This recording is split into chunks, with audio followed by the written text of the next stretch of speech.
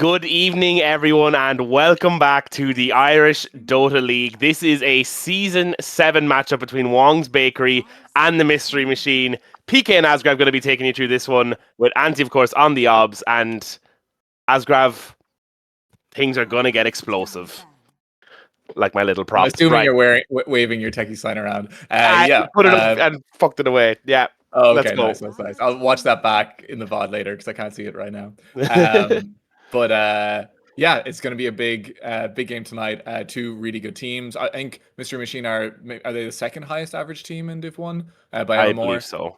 And then Wongs already played a Cobalt League game last night against Sky, and that was a 2-0 to Sky's team. So it's probably a little bit of rivalry there after that night. So yeah, Wongs pretty clean 2-0 in their last game. I don't think Myst-ery Machine have played a game yet, have they? I don't They think might have so. actually. They might have played one. But yeah, definitely should be a competitive game for sure. So. Yeah, for sure. And just to say, coming into this one, Myst-ery Machine won the toss and elected to take first pick. So Wongs will have priority then in the second game, as we see the first pick, Tusk, the nice snipe pick there from the Myst-ery Machine. And the immediate follow-up with the Treant coming in from Wongs Bakery.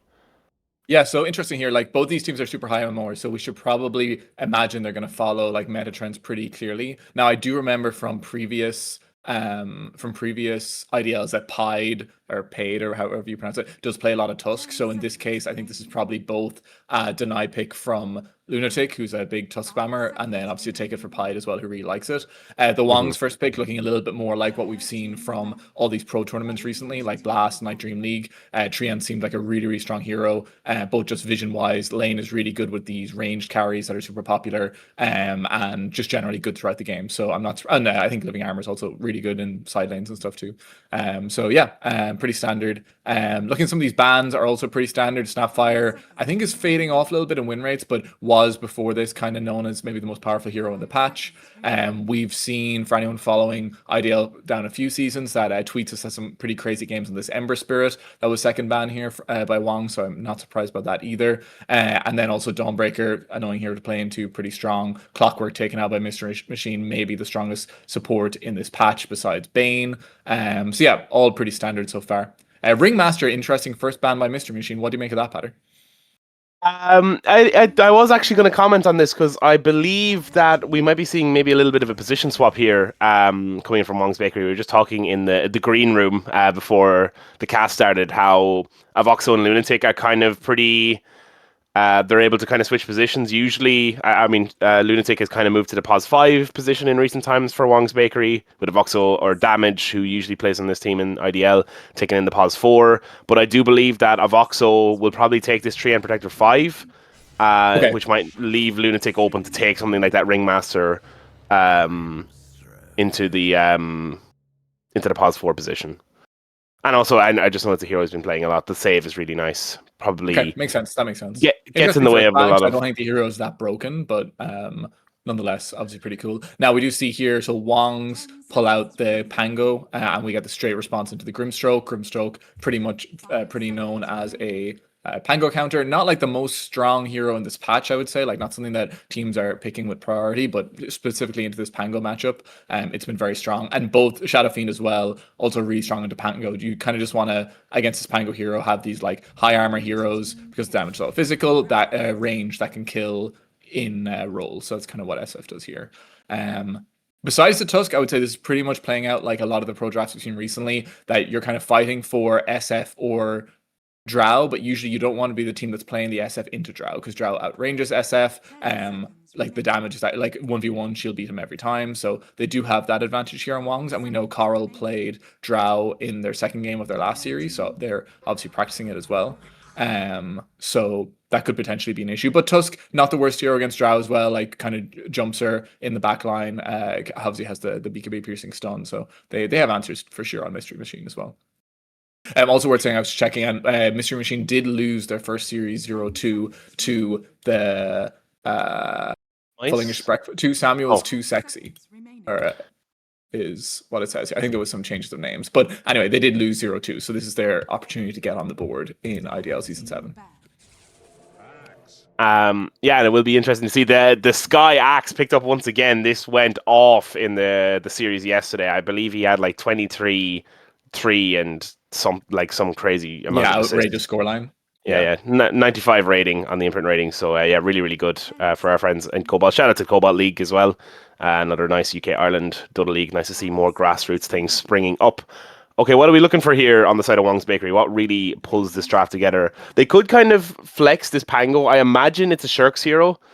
It feels more like a Shirks hero. I know Nagy is kind of pretty specific in what he likes to play, and we have seen some of those heroes taken out, like the Void Spirit, like the Puck, Monkey King as Yeah, well. it'll Another depend, right? one. Because they have the last overall pick on Wongs, right? So they'll Yeah. probably they'll either take the Pango if they have a good matchup there, or they'll swap it. Now Pango into SF Grim is probably the lane, or SF Tusk sounds. I mean, it's probably fine. At least you can kind of run away, but it's certainly not like a winning lane matchup. So they may want to go for something else in that way. But also, I'm not sure how many offlaners currently like win into SF Tusk, so they might have many options there. Mm. One thing to say though is Axe kind of surprised it made the way all the way through to fourth pick for Myst-ery Machine. It seemed like by far the strongest hero, strongest offlaner in the patch right now. Yeah. Most teams are like first picking it if they can get it, and it is good into Drow. Now the lane is rough, so like this Drow Treant lane will be good into the Axe for sure, but later in the game it can obviously jump the Drow killer pretty easily. So it's one of those kind of two ways matchups, tough early, good late, and a really really strong hero right now in general. Yeah, yeah, really, really strong. And it's interesting to note as well, not many of the Shirks heroes were banned out at all. It's not like we saw like the Timbersaw, the Darkseer ban, these kind of these heroes that we see him bring out a lot. And his specialty picks, I guess, is what I'm Yeah, trying so to they say. do also agree that I think it's a Nagi hero here, Yeah. unless they pick a matchup that Pango will really like on mid, right? Because Nagi does play Pango too. It's not like he can't play the hero, so they will flex it if they need to.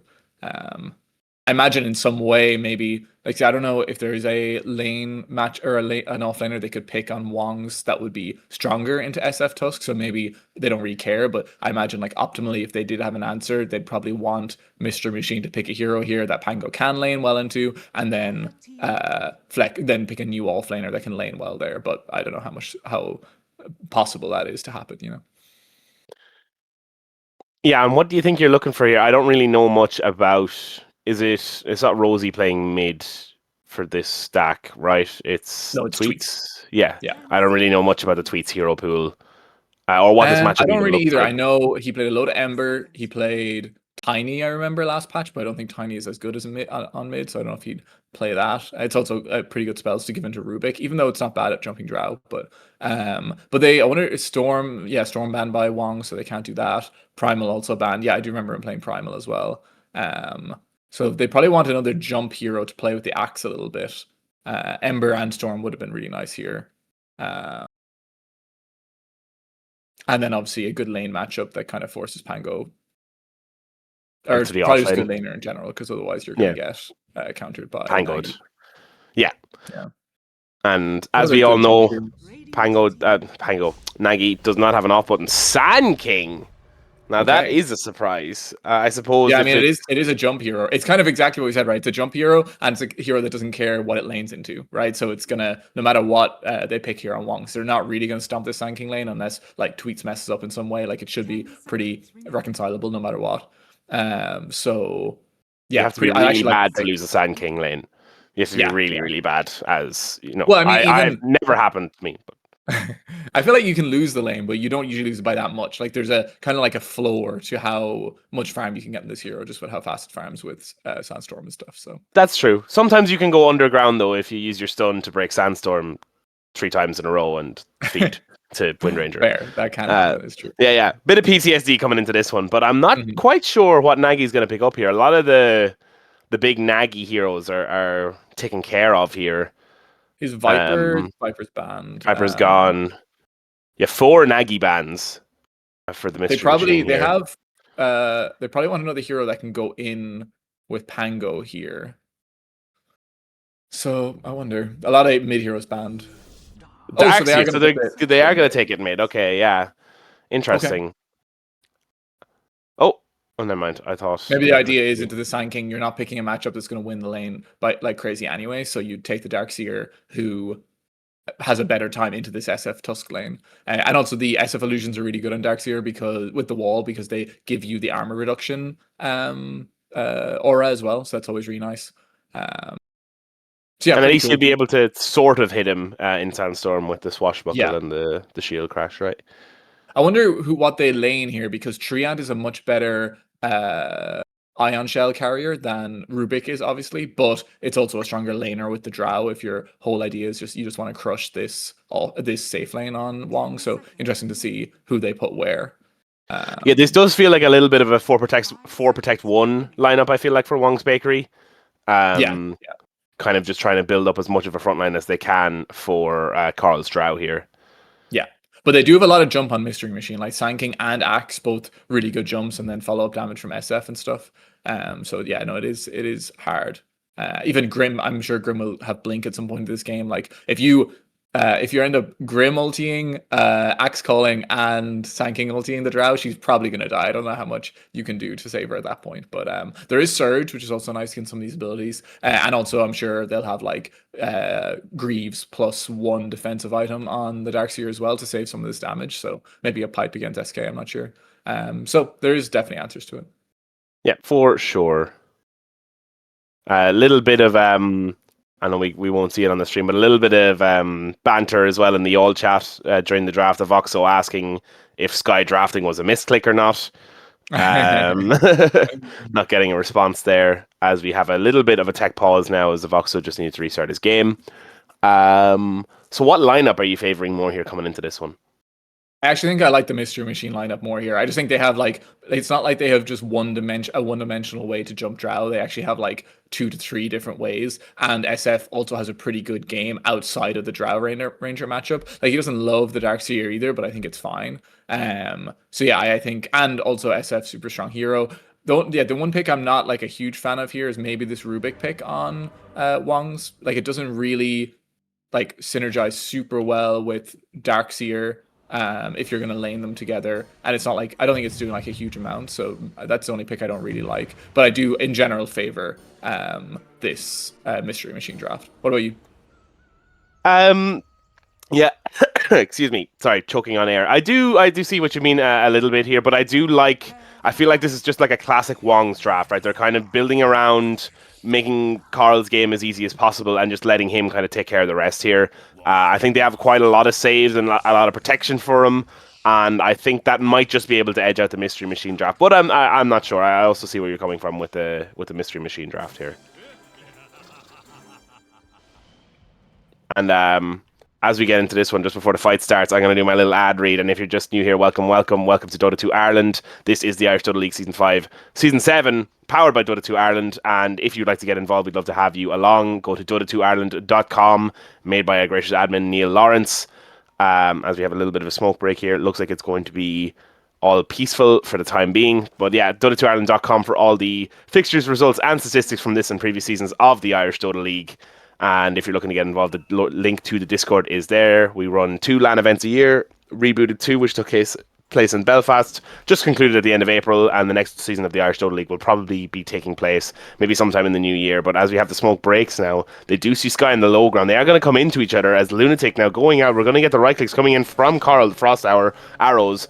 With that swashbuckle, we have the ion shell there as well. It looks like Sky underscore is caught up the river. He's got no fucking paddles, and he is gonna go down here to Carl. Nice little first blood bonus, but it looks like all 4 bounty runes are Yeah, I was going to gonna go say the they'll way get of the all Mystery 4 Machine. here, right?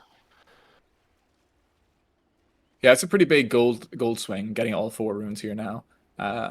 Obviously, I don't know because Sky kind of like moved away from his team to go bottom there, so I wonder if that was kind of the idea. He's like, okay, they either kill me and lose all 4 bounty runes, or they leave me and I'm fine. So kind of a cool move if he thought he was going to die anyway. Yeah, absolutely. Sorry, let me just pull up my last hits. So, yeah, what do you think? What do you think of this bot lane now? How is this going to go? So they have taken the tree end bottom to try and give a little bit more protection to Carl's. So that is like the best lane matchup here, and it should be pretty good. Like they should win this lane on Drow Treant for sure. Grim may be a better. Like sometimes you can end up with fucking like Spirit Breaker or some of these like melee heroes that do really bad at this match as well, and at least Grim does more than that. So it shouldn't be like I don't know if it's like completely unplayable for Axe, but it's definitely Drow favorite. There's no doubt. Um, just as on top, this should be a SF favored matchup, I would imagine. Now, like obviously, Darkseer always gets some farm just with Iron Shell and stuff, and this has been Oh, one of Tweet's getting low here in the mid lane and is going to go down to Nagy. Minute 1. Shades of PK here in the mid lane. The Sentry Ward placement there working out really, really well for the Pango. Sorry to cut you off there. No, you're fine. Yeah, that was a really sick kill by Nagy. And not what you want from this Sanking matchup either. You kind of just want to like draw even in the first few waves, and then once you get enough levels in Sandstorm, just like kind of turn the lane into not a lane anymore. But yeah, really big pickup there for Pango. Really, really good. Have they swapped positions on Myst and Paid? I don't know enough about them to say definitively, but I feel like Myst I do think Myst was generally player. a 5 player, but maybe it's just a this game thing, depending on what they wanted as the lane matchups, Because once again, like I think Avoxo supposed to be the 4 player for Wongs, but they've put him 5 with Carl, put Moth or Lunatic as 4 with Shirks on top. So both teams kind of feeling like the support duo that they have is pretty fluid with the lanes. Yep, that's fair enough. And we see Tweets now starting with the lane cutting here with the 2-minute, getting the flag bearer creep. This is kind of a bit more of what we expected to see, dragging the creep wave behind the tower here. Not even going to aggro his own creep wave, just take it to the big creep camp and secure farm that way. Yeah, something to point out here is Axe has 2 last hits at 3 minutes. So this is really not going well for the Axe on bottom. Now, Drow is probably the most popular carry right now, especially in high MMR. So he's probably laned to this Drow combo quite a bit, and I'm sure he knows how to come out of the lane, at least in a place that it's playable. But yeah, 3 last hits here against the 14 of Drow is very, very tough. Very, very tough. Shades of Owen Morris and the Comers with your Pos 4 having more last hits than your Pos 3. This early yeah, into the game. As Avoxo has just done a really good job here. I mean, out from the last minute, but before that, making sure that big camp was blocked so they couldn't get any pulls off. And it looks like he's going to try and continue with that. See, can he block this pull? Not going to be successful so far, which a really, really good start for Carl. 10 denies as well.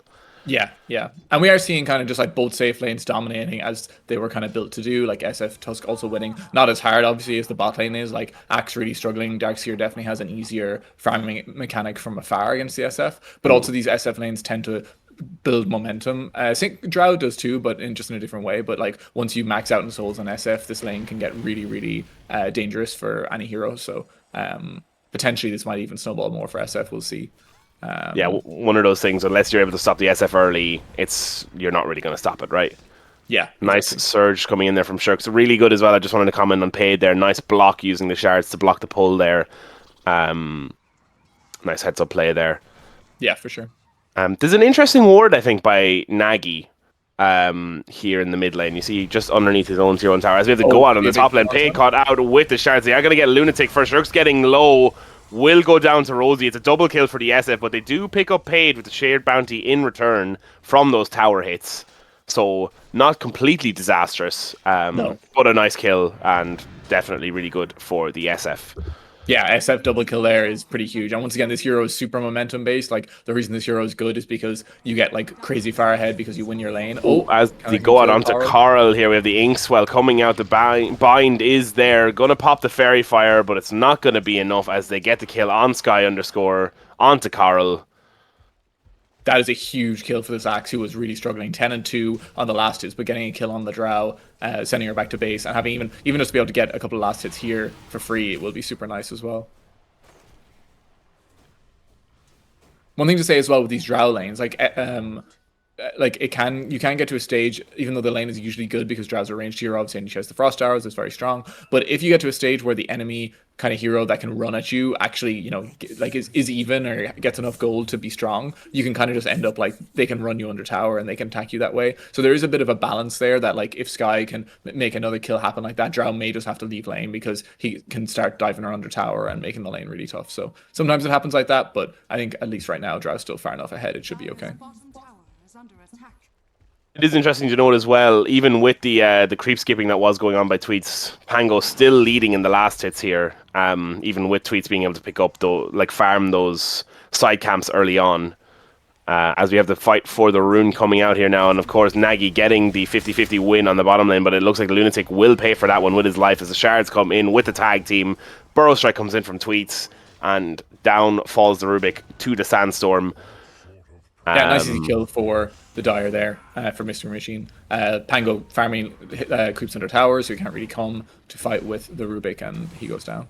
Ooh, and they realize that he is kind of gone out of the way here on the Grimstroke. Myst-ery Machine, the namesake of the team, is Sky Underscore getting very low, but the Inkswell is there, and they don't find the kill. That will banish him back to the fountain for a little bit as if he doesn't have regen, and it looks like that will. So a nice little bit of secure farm for Coral here as Lunatic making the rotation down. And looking for would have a liked little the bit kill of there, but will still be fine sending Axe home. Now it's interesting to see how can Darkseer continue to skip creeps here without the Rubik. We'll see if he gets contested. Maybe, and Tweets now caught out, not even trying to fight the sentry battle here in the mid lane. It is interesting to note as they will catch out Shirks in the top lane river. He wasn't able to get away there with the surge, and the tip coming in from Paid. That will surely go down well as they get another kill onto this SF. Yeah, maybe just too hard to skip creeps there without the Rubik around too. Rubik now laning bottom as well with the Drow, so definitely trying to secure this lane on Drow. It might be just kind of a decision, active decision that, okay, there's not too much the Rubik can do on top anymore if Darkseer just wants to pull creeps around the SF and stuff, so that might just be kind of what they decide to do from here out. But it isn't the easiest lane to creep skip against with the Tusk spells and stuff. Yeah, for sure. Like Shards, especially in that river, it's just a little bit too tight to be trying to get out of here. Yeah, exactly. Rosie level 7 now, 63 last hits, and they are going to be making the go out onto Shirks. Third use if they get will be able to get away with a snowball. Gonna get caught out by the Shards, but they are behind the tier 1 tower now, so probably not looking to make any more deep of a dive. Yeah, and kind of as we said, SF has taken the lead over Drow here by about 15 last hits, and the Axe lane has also evened up to the Darkseer. So basically a draw on the side lanes, like both side laners winning pretty significantly. SF by a bit more, but not by a huge amount. And then mid kind of drawn. So the game is very even right now. Net worth. SF is about 800 ahead of Drow, but that would be kind of expected now. But like in this part of the game, like SF does farm quicker, dominates the lane even harder probably when it gets a lead. So nothing really too out of the ordinary, I think, happening so far. No, it is worth saying that Nagy does have a little bit of more rotate potential. That is the second rune that he's after getting. A nice arcane rune bottled up for the Pango here. So maybe we could look to try and make a roll on this top lane, or even on the bot lane to try and kill Axe again. But he might just kind of continue to farm safely, wait until he gets Diffu online. He's not too far off it now, 160 gold.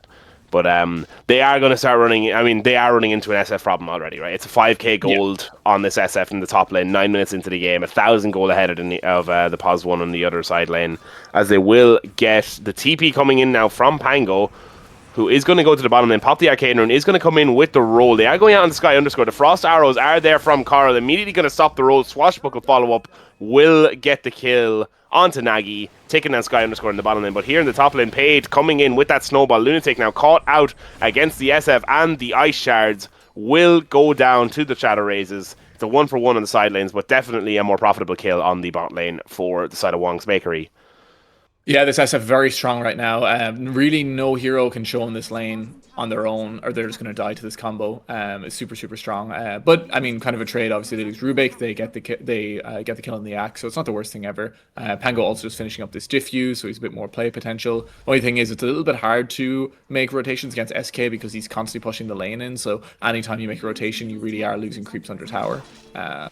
Maybe a fight. As it will get the regen rune on Tweets. He's going to be channeling up that Sandstorm with the Walrus Punch coming as well. Burrow Strike won't be available, but he's going to just try and run him down with the Epicenter. Has the Burrow Strike in there as well. Not ready. Sorry, the Stinger going down. Going to pop that regen rune. Chasing Nagy underneath the tower. Will get him with the final right click and the Sandstorm.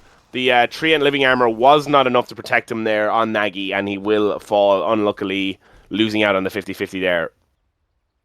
Yeah, roll on cooldown there as well, unfortunately. So very heads up play by Myst-ery Machine, knowing that sniped. And the zap by Lunatic, catching out Myst here. Nice snipe. Yeah, for sure. Ooh, and taking what a little stacks there were in the triangle here is Tweets. Able to get that with the regen rune and the Sandstorm, as they are going to make the go out onto Rosie now. They have to slow with the Diffusal Blade. Carl is here as well, and that's a massive kill. A 4-kill streak going the way of Coral. Huge pick-off to be able to find here in the top lane. Nice work with the Diffu there with the rotation in from Nagy and a gate play from Coral. Yeah, huge rotation, really good gate play. Rosie maybe playing up a little bit far there with no one else behind her, and also not seeing anyone on bottom. So yeah, really good play by Wongs. But also they brought 4 heroes, so it's not the biggest, maybe not the biggest deal either. As we will see the overgrowth getting used there by Avoxo to get the kill on Sky Underscore. The Inkswell is there onto Paid. Will they be able to make the kill onto this Tusk? The Q coming in there from the Grimstroke. Stroke of Fate will be enough to slow down Coral and will secure the back off for Paid. Yeah, I think they thought they could dive Coral there, but just not quite with all the damage and slow from the Ice Shards. Treant obviously also helping in there. So yeah, nice rebuff of the gank. Now they might find a Voxo, but really good vision. Doesn't quite connect there. Yeah, really good vision from a Voxo, right? Doesn't quite connect on the Burrow Strike. The rest of the course from Wongs are coming down here, so they may try to make a counter play. We do have Blink Dagger coming in as the haste rune spawn stop. Sky Underscore is going to pick that one up, but that will get the Blink Dagger reveal on tweets. Is going to be all for naught. Didn't have the Sandstorm ready to go there and just wasn't able to connect with the Burrow Strike. But they are going to try and make this play down again as we see a big circle being drawn by Lunatic in the top jungle. Yes, they are smoked up on bottom looking for this Drow, and I don't think she'll survive this full combo here, even with a Voxo. Looks like they've read it. Nice coming in with the Inkswell and the Burrow Strike. Living Armor is there, but not going to be enough inside the Sandstorm with the Gust. Avoxo is going to be spotted out now by the Bug here, coming in from the Grimstroke. Nice blind Burrow Strike from Tweets. I don't believe he was caught out with Dust there and will get the kill onto Avoxo. It's a double kill here in the bot lane as they commit that. Really nice double kill from SK there to like after the blink reveal. Really, really good. Yeah, really, really strong. Just a little bit too far forward there. They weren't able to read that on the side of Wong's Bakery.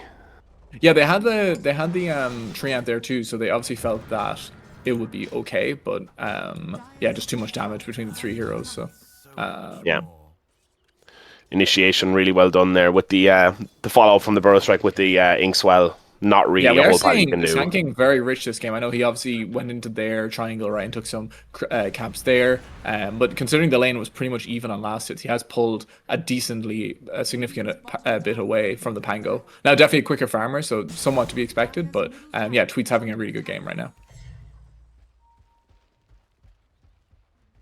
For sure, and now we see a smoke play of their own here with the stolen Battle Hunger onto Rob Myst with the follow-up Swashbuckle, Shield Crash with the lift, and they get the kill onto the Grimstroke here and try and put a bit more pressure onto this mid tower. Really important objective here. Mid, so they do want to try to use the Drow early.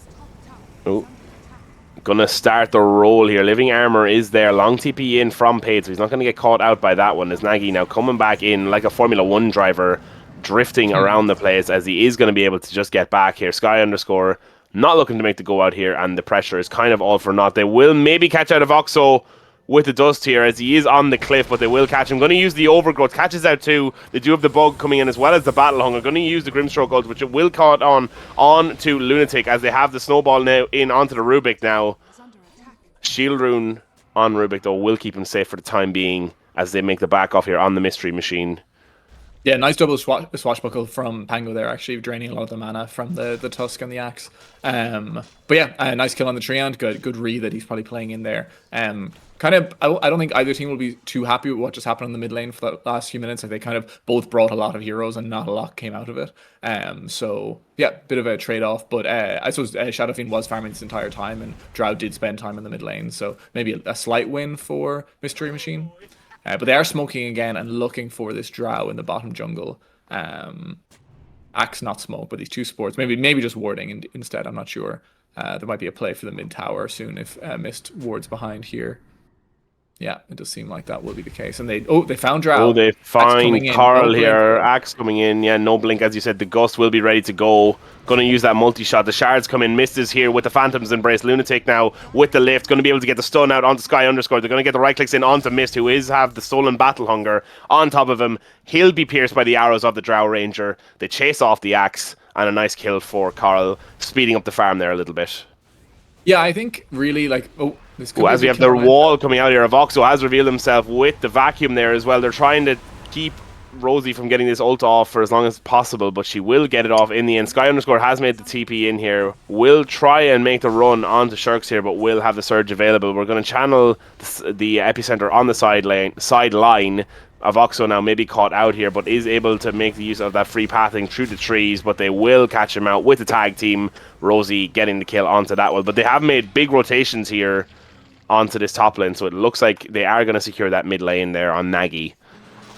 Yeah, nice tower kill. I mean, it did start out as a Wong's gank, so I'm sure they would have liked to kill the SF, who's doing very, very well. But yeah, nice build by Rosie this game. I think going the Manta first, obviously really against Drow, really against the Overgrowth, but also just makes them like that bit more tanky. So yeah, it doesn't die to that gank as easily as maybe SF that had gone like just Dragonlance and Shadowblade or something at this point. Oh, but Ooh, smoke gank in here. Are they going to catch out Rosie? No, they will not. Just not able to see her there as the smoke pops. Yeah, so this SF pretty much untouched this game. 2k ahead of the Drow, looking very, very strong. Now, but Drow, it is a Drow favored carry-to-carry matchup, so that could still be good. And Carl has definitely gotten very involved this game, helping with these tower takings, trying to put pressure on the mid lane and turn his winning lane into something for the team. We've seen as well Darkseer with this, what's this item called now? Hell of a Dom. I always think of the Overlord one. But yeah, we saw in Whisper, I think, in the most recent Blast Finals as well, like even losing their lane really badly on Darkseer. Once you get this item, you really can farm very quickly. And we're seeing that in the difference between the Darkseer and the Axe Networth here, who both had a pretty similar lane, actually exiting the laning phase. But Darkseer having a substantially better game right now, and just from that item and how much quicker it is to farm with it. Yeah, and I suppose it's about seeing how much of this net worth lead they're going to be able to turn into pressure, as the Axe is a little bit of a standout here, having a particularly poor game in comparison to the rest of them, as the blink forward in catches out the mid and off laner here for the side of Wong's Bakery. The immediate roll with the surge follow-up. Lunatic is there, but they are going to stop the roll with that ult coming in from the Grimstroke. They are going to come in with the roll onto Paid, going to drop the wall, hitting in onto the SF. They're going to drop the Overgrowth as well. Swashbuckle down the hill. He's going to be hit out with the Battle Hunger, though. He's getting lower and lower. One more hit from the SF is all it's going to take. Rosie, though, getting low, is going to be able to use that fear to save herself for the time being, but the right clicks coming in onto Rob Myst now. They're all low on the side of Mystery Machine, but none of them go down, as it's a 2-for-0 here in the top dire jungle. Yeah, that feels so bad for Wongs. Like it was so super close to killing multiple heroes there, including SF. SF almost dying to the wall illusions there, it seemed like, and then eventually popping ulti to get out. But yeah, we saw there like Drow, when she gets a fight like that where no one was really on top of her, can do so much damage. Like they were Carl was they maybe catch out Tweets here as they get the kill onto Rob Myst there. Lunatic getting that one, as Tweets now getting low. The Burrow Strike out, not going to be enough. Goes down to Carl. 5 kill streak going the way of the Drow Ranger. And that's shot her back up the network now into second place, just 2.7k behind this SF. Yeah, that's a really, really big kill. But we did see in that last fight how and why the immediate SF Grimstroke pick into the Pango is that the SF can literally just kill the Pango in roll, and did a ton of damage there while he was rolling around, and he does die off in the end.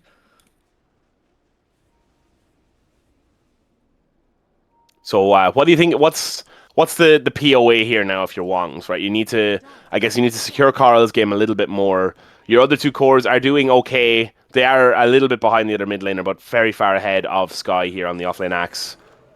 So yeah, I think you're happy for this game to go late on Wongs. Like you probably think Drow is your ultimate carry this game. Now you have been playing without Axe Blink Dagger this entire time, so once he gets this, the Drow's game gets a lot harder. Just because obviously with the tough lane hasn't managed to farm it yet. But so you are a little bit worried about that. But I think Drow probably feels like he can play into this lineup pretty okay late game, especially when the carry matchup's good. So it's probably just mode delay, get more protection items on your Darkseer. They're both your other cores are farming pretty well, and hopefully they don't make any. We have got the Grimstroke ult to use, though. They are going to try and channel that SF ulti, but they are going to get put in with the vacuum as well as the Overgrowth. The Voxel goes down with Rosie and Paid going down in return. The Frost Arrows coming in here with that dust onto Tweets. They have the roll with the living armor on Nagy. Tip coming in onto Paid, as they are going to find out Sky underscore now as well. Call goes down. He's going to get taunted on Nagy with the shield crash. Now follow up is going to be 2 levels ahead of this Axe, but they're not looking to make the continue out here, as they're happy to take the bottom tier 1 tower. But that is exactly what you're looking for on the side of Wong's Bakery.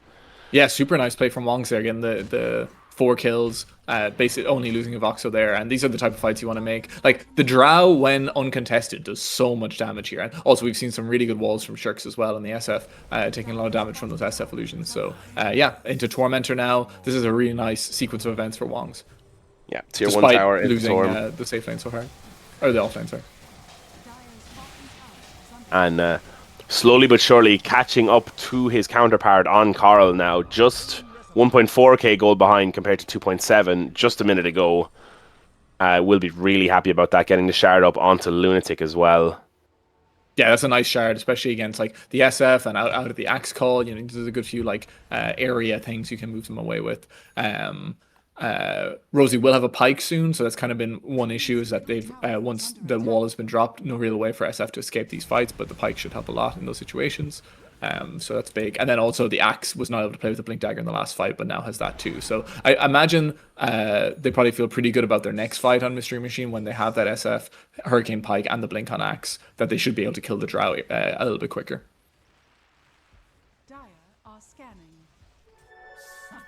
Yeah, it all really is hanging in the balance here. But for the first time in 22 minutes, much like the Knicks the other night, the lead has gone over to the side of Wong's Bakery. Smoke play now coming out from the side of the Myst-ery Machine. Will they be able to catch out Lunatic with the DD? Yes, they will. Blink, call, Walrus Punch, dunk. Down goes the Rubik to the side of to Sky underscore. I see he'll be very happy to pick up that one. And they are now looking to take out this creep as well, coming in from Shirks. Yeah, nice easy kill. Nice way for Axe to start off with the Blink Dagger as well, just get something on the board.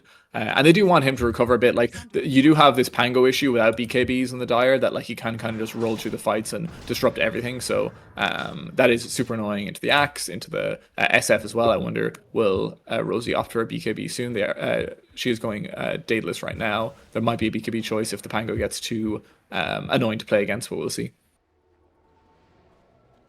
Yeah, is that what you would go here in this game, or is there something else? I mean, it's hard to know. Like, the damage is definitely good because you do need to kill off Drow, and like all these heroes are kind of high armor and through all the Darkseer, items and stuff. But I just think it might feel like they probably haven't played enough fights yet on Myst-ery Machine to know that they need the BKB against Pango. But maybe in a fight or two they'll be like, yeah, okay, if SF can't hit anyone without a BKB, we might have to change up. So I think it's right to still evaluate it right now.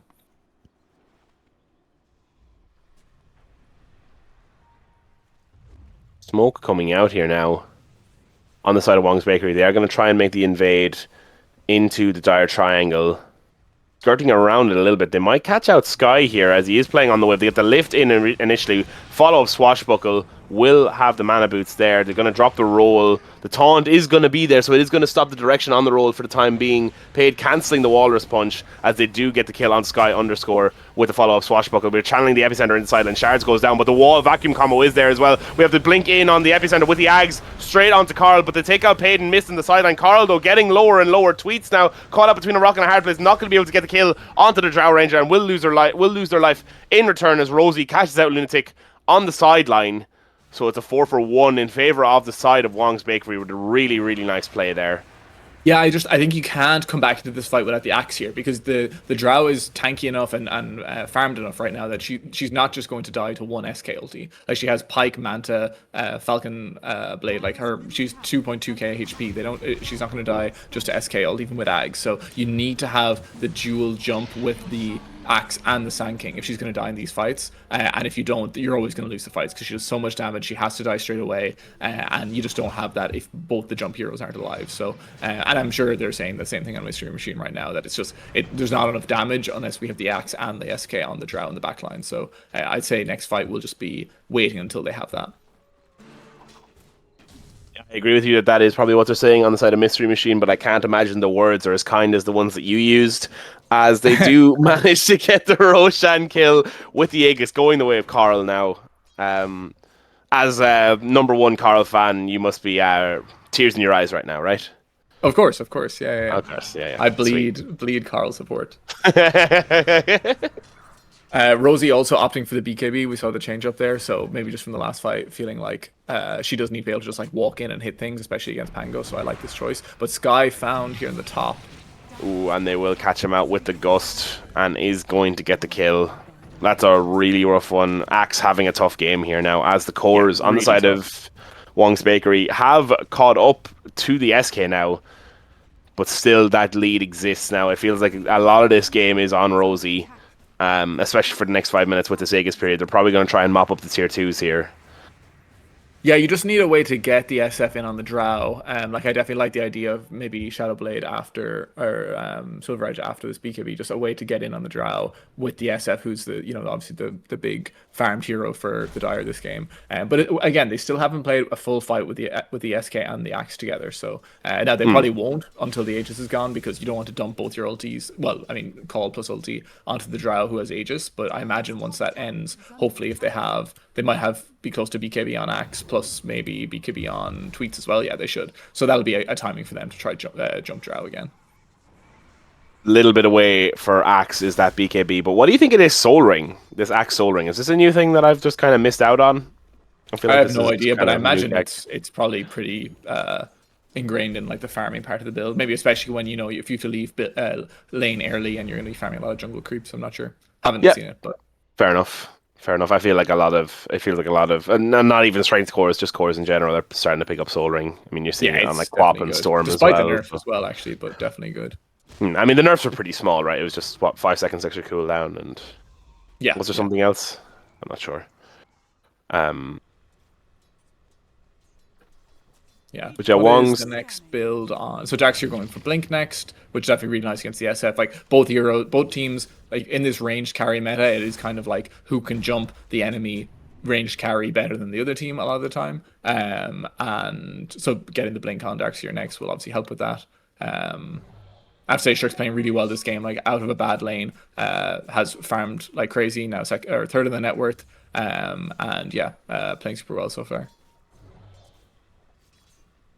They are smoked up here on Rosie exposing herself. Ooh, and they are going to catch her out straight away, but they're going to get the BKB pop-up. He's going to be caught out in the snowball. They are going to get the jump in onto this Drow Ranger with the epicenter. She will lose her life once as Lunatics goes down. Shirks as well. Avox is here in the sideline. The overgrowth is down, though, as Carl now trying a bit of hasty retreat. Nagy caught out in the backline. Will have that roll-up.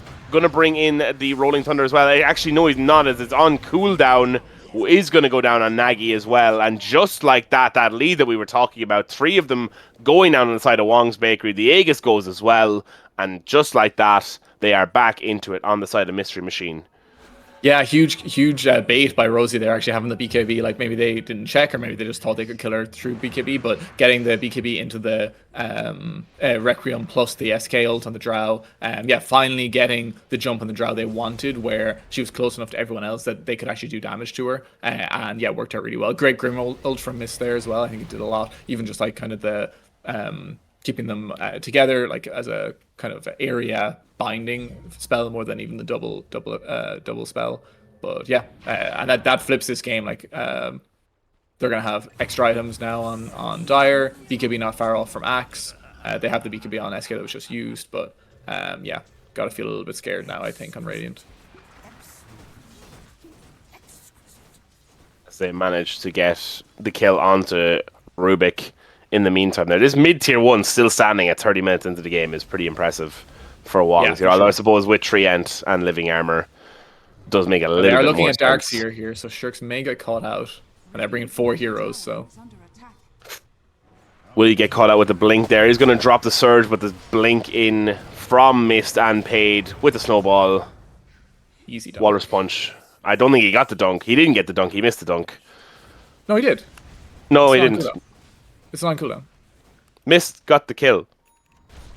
Oh, well then it must have just not gone through then until it must have died before it.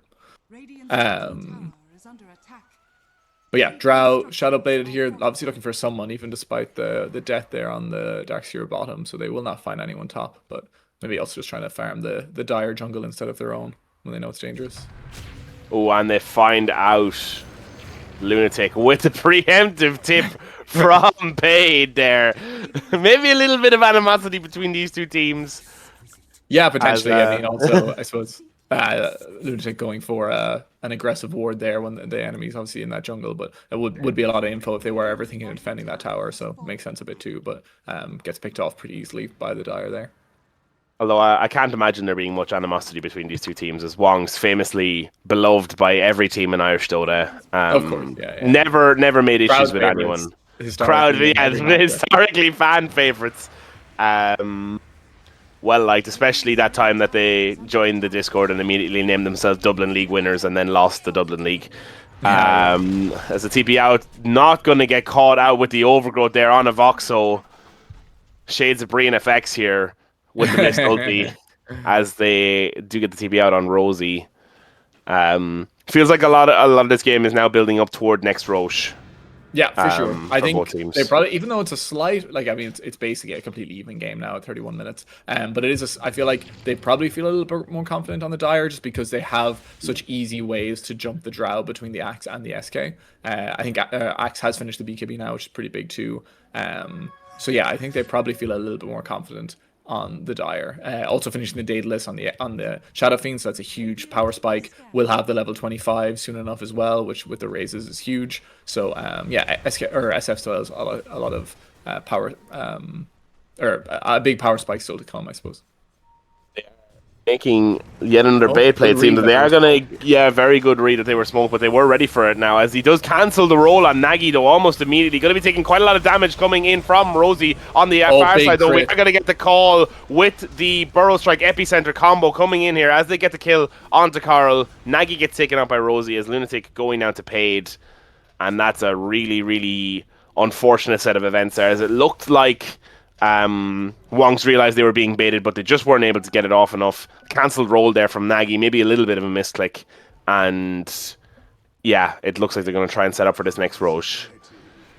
Yeah, really unlucky on Nagy. Actually, like I think he definitely would have gotten away, except for I think SF got a really big crit on the last hit that killed them off there. But yeah, just you're kind of seeing the easy execution on Dire is so much easier. Like they like at least when Drow gets axe jumped plus scaled, there's no way for it to get out. Whereas when SF gets Darkseer, Blink Darkseer vacuumed, she can obviously pike away. She has like lots of her team to kind of jump in front of her. You know, there's a lot easier ways for SF to stay alive from the jump than there is from the Drow right now. Middle tower is under attack.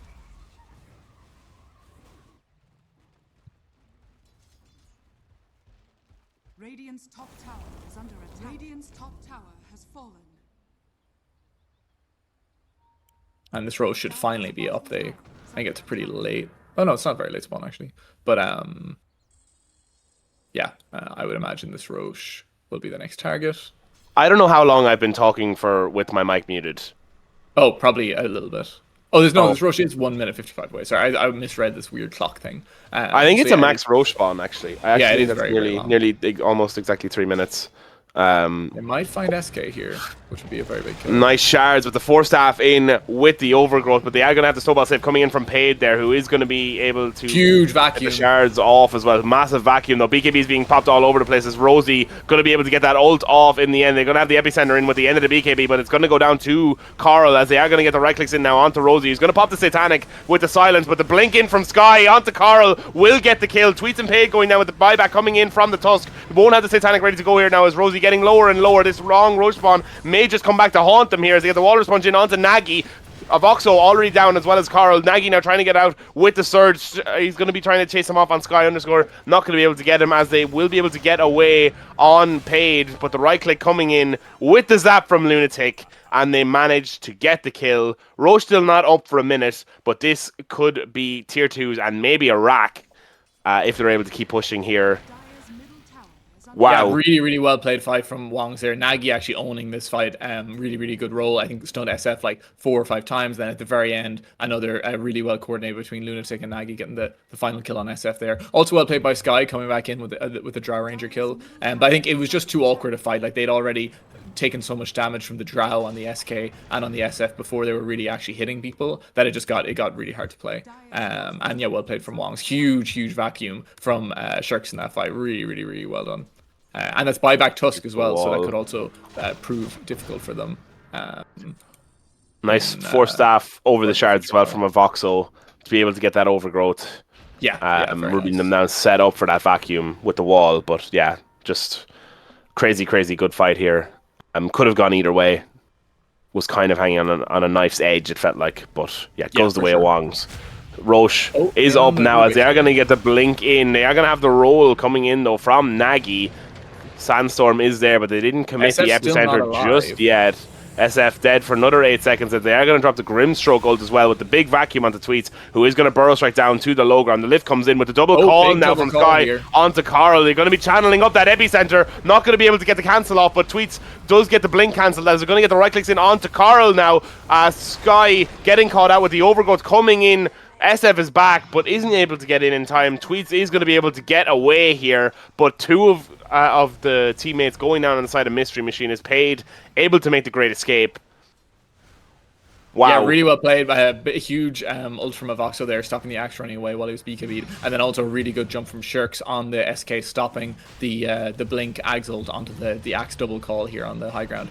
Maybe a little bit questionable fight in general. Like, you didn't have your SF, and your SF is your most strong hero for all of this. I'm sure it was kind of just let's poke them a little bit and make sure they can't roach while SF is respawning. But unfortunately, they do die for it. And now this puts Wongs in a pretty nice position. They're team fighting really well on Wongs. I think that's kind of where this is we can see the difference. I think that the team fighting caliber has just been that little bit better on Wongs, and you can obviously you can see it from both Roshans this game so far, and likelihood going for a high ground push soon enough.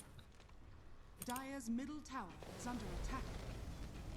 Yeah, it feels like they've been a little bit too anxious on the side of Myst-ery Machine to try and get some of these kills, and it feels like the counter initiate then from Wong's Bakery, once the first couple of spells are missed, has just been really, really good there.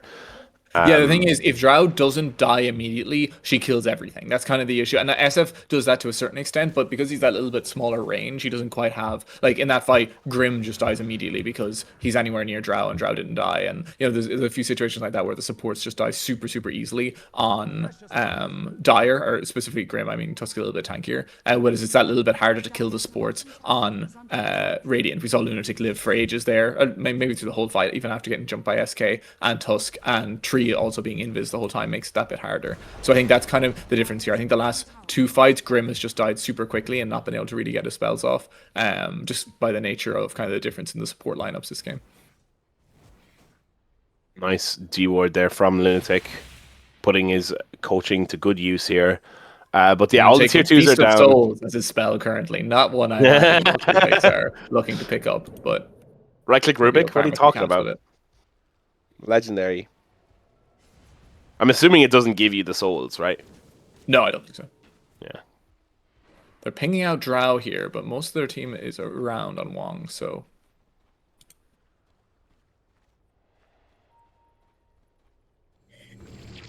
SF still clutching onto this net worth lead, but not by much. But this Blink Dagger will be huge. Like, Blink, obviously super good against Drow. Just, like, if you can kill her instantaneously with your burst, that's how you're going to win these fights. Obviously, not right now because she has Aegis, so maybe you want to wait that out. Or take a fight where you can kill her twice, obviously, if they're out of position. But generally, yeah, this Blink on SF should be huge.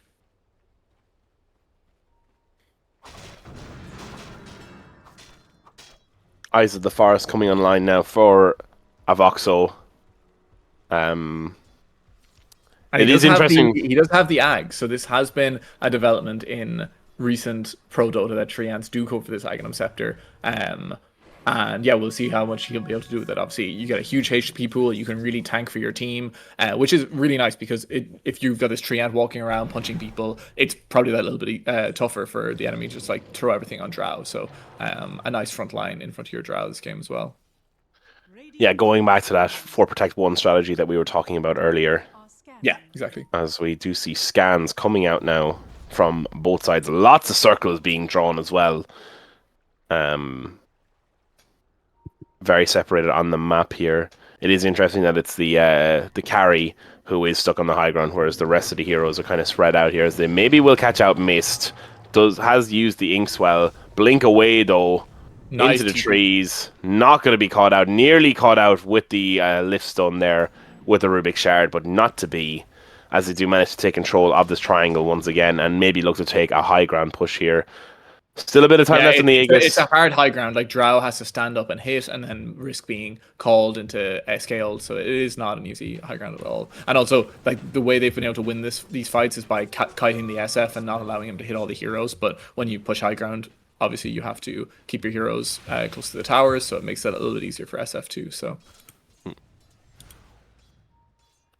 The overgrowth with shard isn't a thing anymore now, right? Where Eyes in the Forest used to give you like if you cast overgrowth, if someone was near Eyes in the Forest, they would get caught out by the overgrowth. yeah, no, I don't think so. Yeah, I know that used to be a thing back in the day, but obviously not anymore. Yeah, Carl looking for a pick off in the SF here, but didn't quite get it. Pretty close to 25 on Carl, so they might wait for that for the next fight. 30 seconds left in the Aegis, though, so it looks like they're not going to be able to make use of it trying to get up on the high ground, unfortunately. Yeah, it makes sense. It's a really hard high ground to crack. You probably either want a big pick or you want to feel like you're 20k gold ahead, which they're obviously not right now. But they do risk, like this Axe obviously did have a bad game, but he is like he just finished with a Shiva going refresher next. You do risk playing into this super late game Axe, which has been really good in the meta, but also really good against Drow if he can get on our late game. So that is the one risk you run into here by not trying to push your advantage at all. But it is way too hard a high ground to crack, probably. Yeah, one of those things where it feels like you need to pick off. But Wong's happy to kind of just put the squeeze here on the side of Myst-ery Machine, keep them up on their high ground, and I guess wait next Roche again. Not going to be up for a little while. See, can you find pickoffs in the meantime? Yeah. This Ags on Drow is really nice now as well. Really good into the SF Satanic. Just like SF wants to stand there and kind of heal through the entire fight in 1v5, but you can't really do that against the Hypothermia on the or the Frost Arrow upgrade or whatever. So that's a nice should be helpful for them in the next fight. And they're smoking out on Myst-ery Machine here, so they obviously feel like it's time. They just finished the where's the maybe they're not he's not finishing the Shivas on the Axe, so he's going refresher instead. But yeah, they have Swift Blink on the SF now, so SF no buyback with the Swift Blink, so this could be kind of a we're either going to kill them here or we're going to lose 2 sets of racks or something. So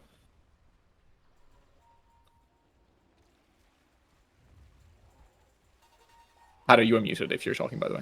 Oh my god, sorry, my mic is doing some weird stuff at the minute, apologies. No worries. There's the counter smoke coming out now from the side of Wong's Bakery. They are going to reveal Paige. Yeah. Yet more circles being drawn.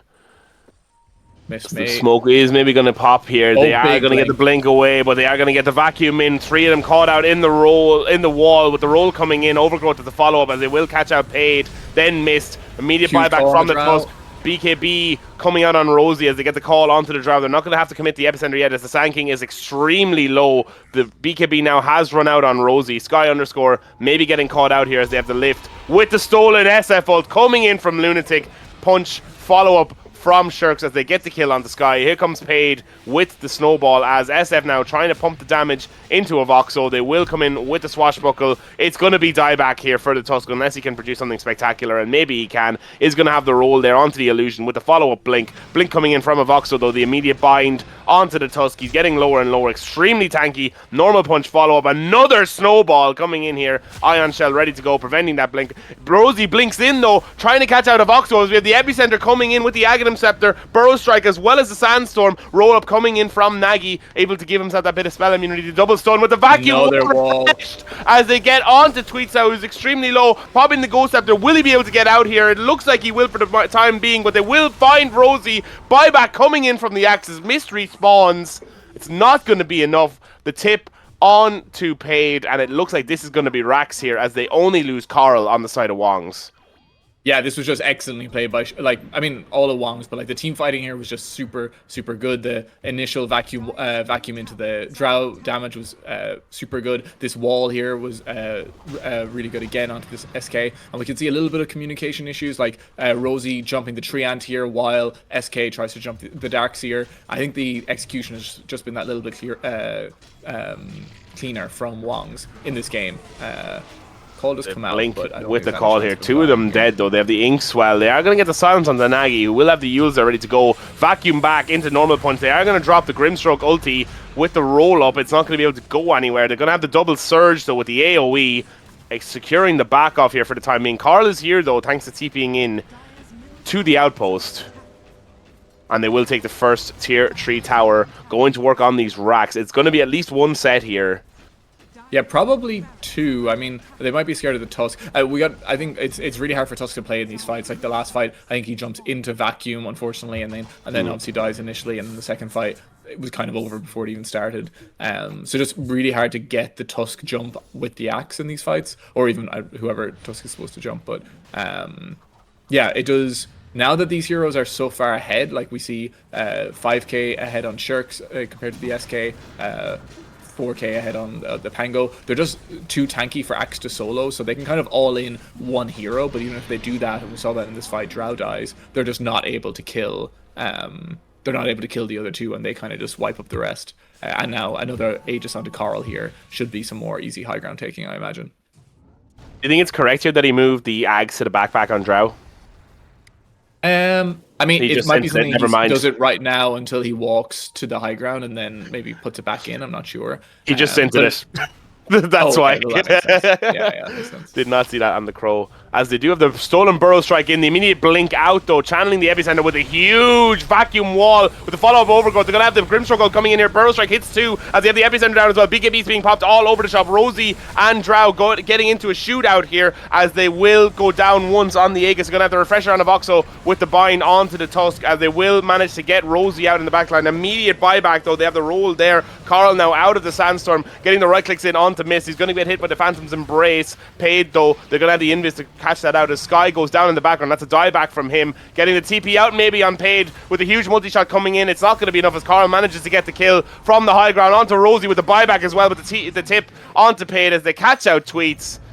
It's just going to be Carl here to end this game. They know they can't fight. Just super well played by Wongs there. Lunatic doing absolute work with his stolen Burrow Strike in this fight, and the Eon Disc I think got like 3 different stuns. And yeah, just really well played between all their stuns. Nagi again, this Wind Waker, really good against the SF, stopping them getting damage off in the middle of the fight. And yeah, I think the execution was just that bit cleaner from Wongs in this game, I must say. They're not going to call it just yet here on the side of Mystery Machine. They're going to try and give this one more go. This is probably going to be Megas here.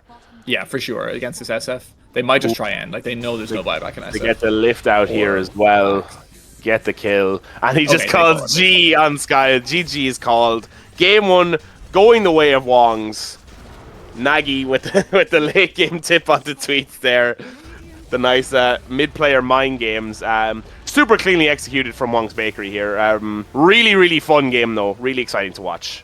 Yeah, really even. Like 30 minutes, it was basically an even game, and I just think literally, like the lanes were basically even. We had a draw on mid, both safe lanes won, both off lanes lost. But the ability for Darkseer to catch up in this game really made the difference, and then the team fighting execution just that bit better. I think the supports were able to do more on Wongs. Like the Rubik really showed up in the last few fights, and yeah, both the Grimstroke and the Tusk were kind of just were able to get picked off a little bit easier, I think, this game, and that made a bit of a difference. But definitely just unfortunately a really hard lane for the Axe and hard for him to come back into this game, and yeah, just better executed. So I don't even know, I don't think there was really a draft if this game. I think it was just one team kind of got ahead, and at that point it got hard for the other team to kill them. So yeah, interesting to see what they'll come back with as an idea for next game. I wonder, will they allow the Drow into the SF matchup again, because it is one of the harder matchups for SF. Like, they don't want really to be outranged by the enemy carry, and the Drow slows are super annoying, so that might be something they change. But otherwise, yeah, I'm sure next game will be just as exciting.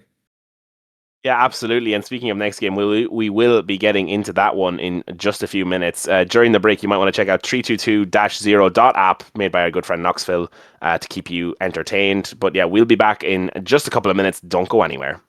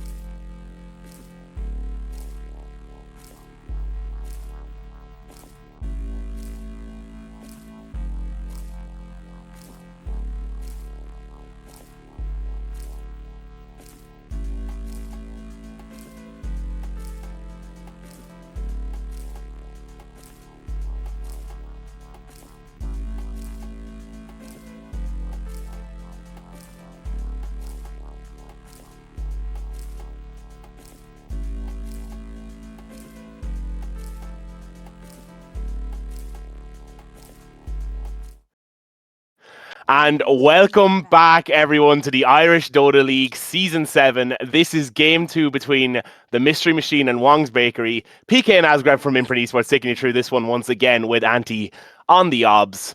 And yeah, let's get right into this one. So, Wongs Bakery had priority for this game, and they elected to take first pick. Radiant going in then from the Myst-ery Machine.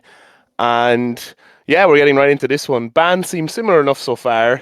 No Yeah, Ringmaster ban. they have not. Oh, so they do take off the drow. So they realize, which a lot of the pro teams are saying as well. We just don't want to deal with this hero. It's actually a really good first pick hero as well. It's good into all the other range carries because it basically outranges everyone except for like some sniper thing. But yeah, so just a really strong hero. No Ringmaster ban this time, which makes sense because I don't know, it wouldn't be a great first pick hero, I don't think. But I think it's the exact same from Wongs. Basically, they obviously think Dawn is Sky's best hero, which I think historically it has been. I'm not sure who the Prophet player is, but obviously it's a high priority ban, and then Ember might be Tweets' best hero, I think. So yeah, and they first pick Pango. So I think first pick Pango hasn't been as popular with pro teams recently, but definitely still a really strong hero. Kind of can draw its way in almost every lane. Maybe it's like a Viper lane matchup, or some of the ones I don't know too well, like a Sniper. Maybe it doesn't do well, I'm not sure. But generally lanes well, and it's also a flex for them between 3 and 2. So yeah, pretty solid first pick from Wongs.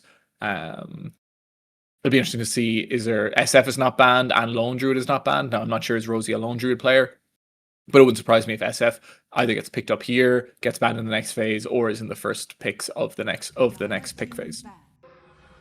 Rubik counter first pick. Carl is a Lone Druid player though, right? I'm pretty sure. Yeah, Carl can play Lone Druid for sure, yeah. I'm not sure how much he's played at this patch, but I know he can definitely play it. Played it in the past, right? Yeah. You haven't gotten any Lone Druid lessons from him, no? I've played one game of Lone Druid and it was horrific, so no.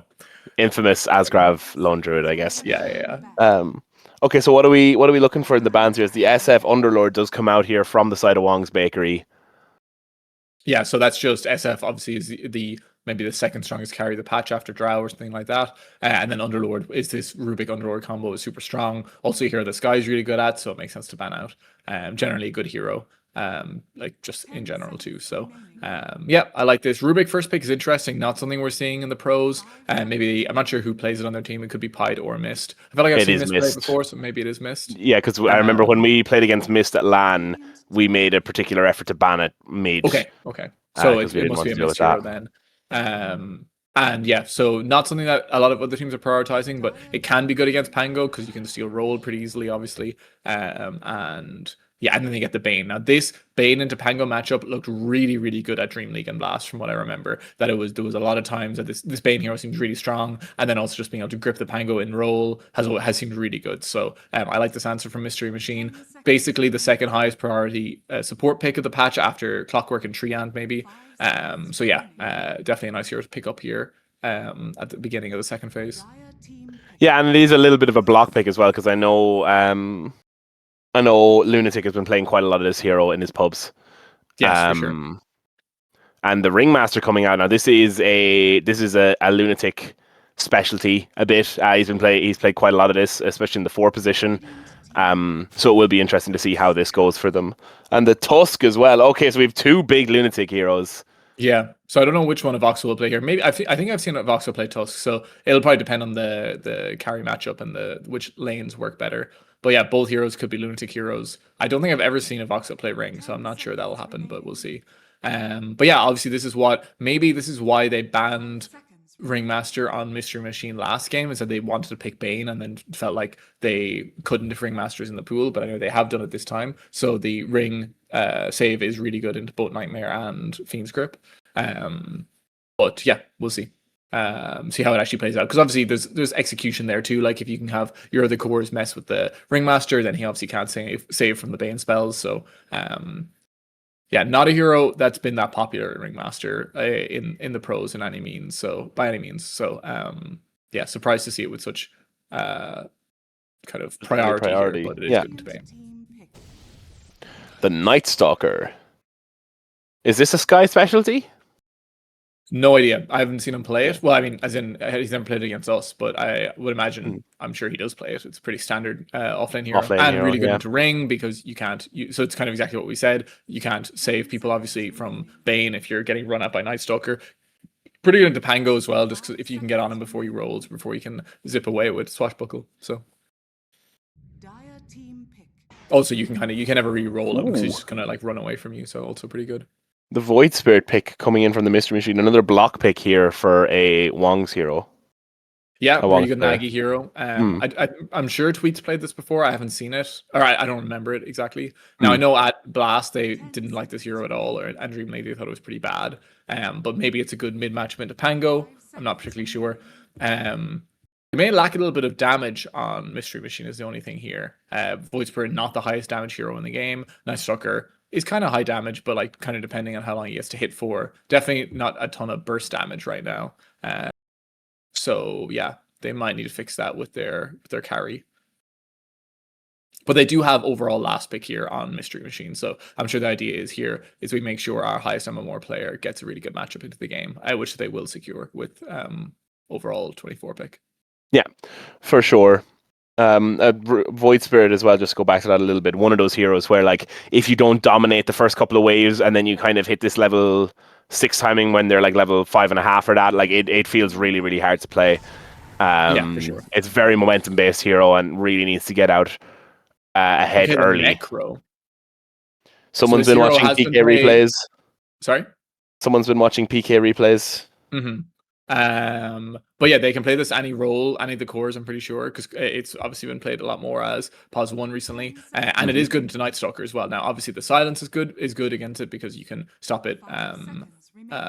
You can stop it using the Ghost Shroud or whatever the W is. But the Scythe is really good against Night Stalker, like high HP hero that's kind of running away. You can sight them when he goes on you in the fight. It's a little bit awkward because it's one of those heroes you have to buy BKB early, and then if you do BKB, you can't go Shroud because you obviously can't do them together. So no matter what, he is going to hit you. But yeah, obviously just playing for the fact that they can control him a little bit more and then just get the scythe off on him. Yeah, and a lot of flex potential here in this Wong's lineup, which I feel like really plays into their strengths. And something that they like to do quite a lot is kind of draft themselves good lanes by bringing in all of these flex heroes early that they can kind of then move around like chess pieces to suit kind of whatever I guess 5 seconds remaining. I'm not sure whatever combination of heroes they're going up against, right? Yeah, exactly. And it's really good against not having last pick as well, right? Because it kind of, if you know exactly what the lanes are, you can brew up a last pick that kind of just wins like every matchup, or like that maybe just wins the game solo. But when you have all these flex potential heroes, even though they will have to pick another hero now, but maybe there's a way they can keep these heroes flex so that it's a bit harder for Mystery Machine to come up with this like gotcha last pick that is just incredible in the game overall. So yeah, I really like this. For sure. Last ban coming in now as they are banning out the Shirks heroes here. A Shirk hero on Mystery Machine, and then they ban out the Tiny as well. So they don't really seem to know either which way this is going, as they're pretty sure in Wongs Bakery it's a carry coming in here last, and that's pretty easy to see, I guess. Yeah. I don't agree know. with the Tiny ban because I'm not sure how you kill Tiny this game. Like your damage just isn't high enough on Mystery Machine. They really do have to answer this with a high damage hero here. And Muerto would have been good, obviously very good into Necro Very as well. good, So I'm not yeah. surprised they banned that. Yeah, I'm trying to think what other good answers here are in the draft. But I suppose they'll see what the Wongs pick here is first. Yeah, and it's impossible to say what you're looking for on Wongs here as well, because like again, Yeah, I with the wonder flex would they potential pick some lineup. Doom here, and then they even have another flex between. I don't think Sharks plays that much, but it is it's good into Void Spirit. Obviously, you just Doom him or whoever really. And then it's also just another flex that like Carl can swap the Doom if it's a better safe lane, or you can put it on the off lane or mid, or you're not putting the Doom mid, but you know what I mean. But yeah, I wonder. I feel like this pick is much harder for Mystery Machine. I think they have a lot of the elements of their draft already on Wongs, and I think the Mystery Machine pick is a lot tougher here at 25. Or Yeah, 24. even with overall last pick, I feel like it's Yeah. very, very tough for them because of how much flex potential there is in this lineup so far. And just that I feel like they seem like they're low damage on their lineup already. Like against like Pango, Necro. Like Pango seemed really tanky last game, was really hard to kill, and that's with an SF who's really good into it. Like if you kind of have to pick another ranged hero here into Pango if you want to try kill him in I wonder, do you go like Wind Ranger or something on Myst-ery Machine? It's not that great into Ring, but you can kill Pango. Vengeful Spirit. And the snap pick TA Okay, coming that's in the from other good Myst-ery ranged Machine hero right now. with high damage, I guess. Yeah. So they went Carl Venge. It has been really popular. Well, I won't say really popular. It's been good. It's been popular in certain situations, especially against Doom. It's been really good, and against like Faceless Void and stuff. People have really liked it just because the double life, obviously. But generally, strong hero does a lot of damage, and I actually really like it on their team because they know that outside of this TA, they are pretty low damage on Myst-ery Machine, and 2 lives on Venge makes it really, really hard to kill. Like between this Necro, Pango, and Venge, I think it's really hard to kill them on Myst-ery Machine.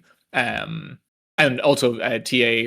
I mean, the TA pick was probably what they felt they needed, just because they needed a ranged hero who did burst damage, no matter what. But I actually think Venge is probably fine at a TA just because she's such high armor, and then obviously getting to swap her and stuff too. So I really like this pick from Wongs. I actually really, really like this draft from Wongs. I think it's really strong here. Yeah, absolutely. And we are going to see the mid Necro with the Pango on the off lane. So, yeah, how does the Pango lane do into the TA? It's not too bad getting through Refraction, right, with Swashbuckle?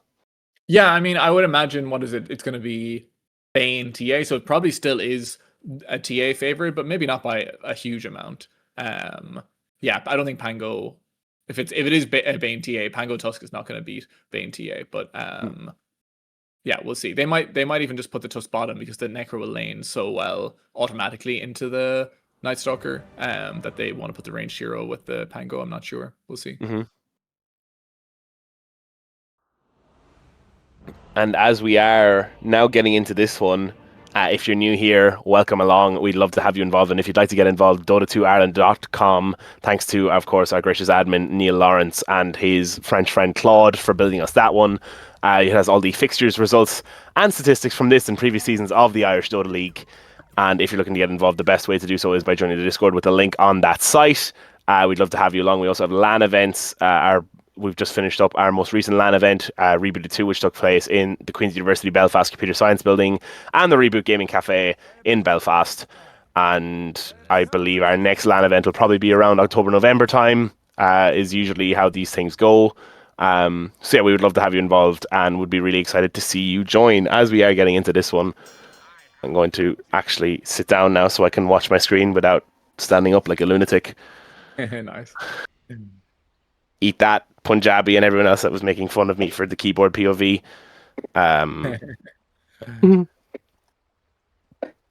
Yeah, I really like this Wongs lineup. As long as they don't get run over early, like they should win mid pretty handily. They should win top pretty handily, I'd imagine. Depending on who they put there, actually. Maybe top is harder than I think, with like Rubik, Night Stalker into like Venge Tusk. Maybe that lane won't be as good as it looks, but I do think late game their matchups are really good. If the horn here, no smoke plays coming out from either team this game, as it looks like it's going to be a nice even bounty split. No first bloods, no 4 runes. As they are going to bring Ringmaster top, it looks like. Nice breaking of the block here by Myst. Ensuring a decent start to the lane here. Which I'm sure they'll need. Yeah, for sure. Stomps these melee hero matchups. So not always, as we found out in our IDL game, but does a good amount of the time. Yeah, lots of right clicks coming in here, and this is before he even has a level in decay or anything else. Yeah. So yeah, they do put the Bane TA lane together, and they do put the 2 melee heroes together. So this should be a winning lane for Myst-ery Machine here, I would imagine. Rosie, level 25, Templar Assassin, so obviously very good at the hero. And this hero's really risen in stocks recently. Very good against SF is one of the reasons people like to pick it, just because it's good at that. And then also can kill Pango and stuff like that too. But once again, the ring is going to do a lot here. Like even just saving heroes from the meld strike is a lot. It does a lot in these fights. And we're seeing Sky getting bullied here by a Voxo on the Ringmaster. But already looking pretty low for tweets here in the mid lane. Oh, Yeah, I Nagy think is this taking should quite a be lot of damage. there should be two winning lanes for Wongs, definitely. Like definitely top and mid should be winning. So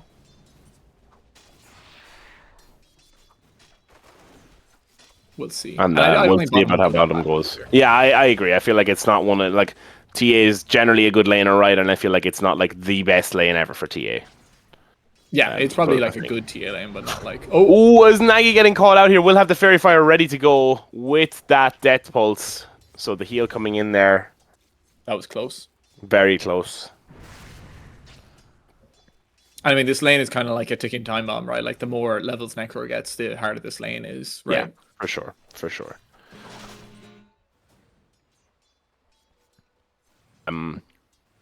Yeah, just as the levels in the decay and the death pulse goes up, it just, especially now that Void Spirit doesn't have the all damage barrier, it's just a physical barrier. Like it's so much harder. Yeah, that is a big nerf to this lane, actually. Dire's turret has been killed. Shades of Asgrav here in the top lane as Avoxo loses his courier. Indeed. Um, Who needs but that yeah, thing?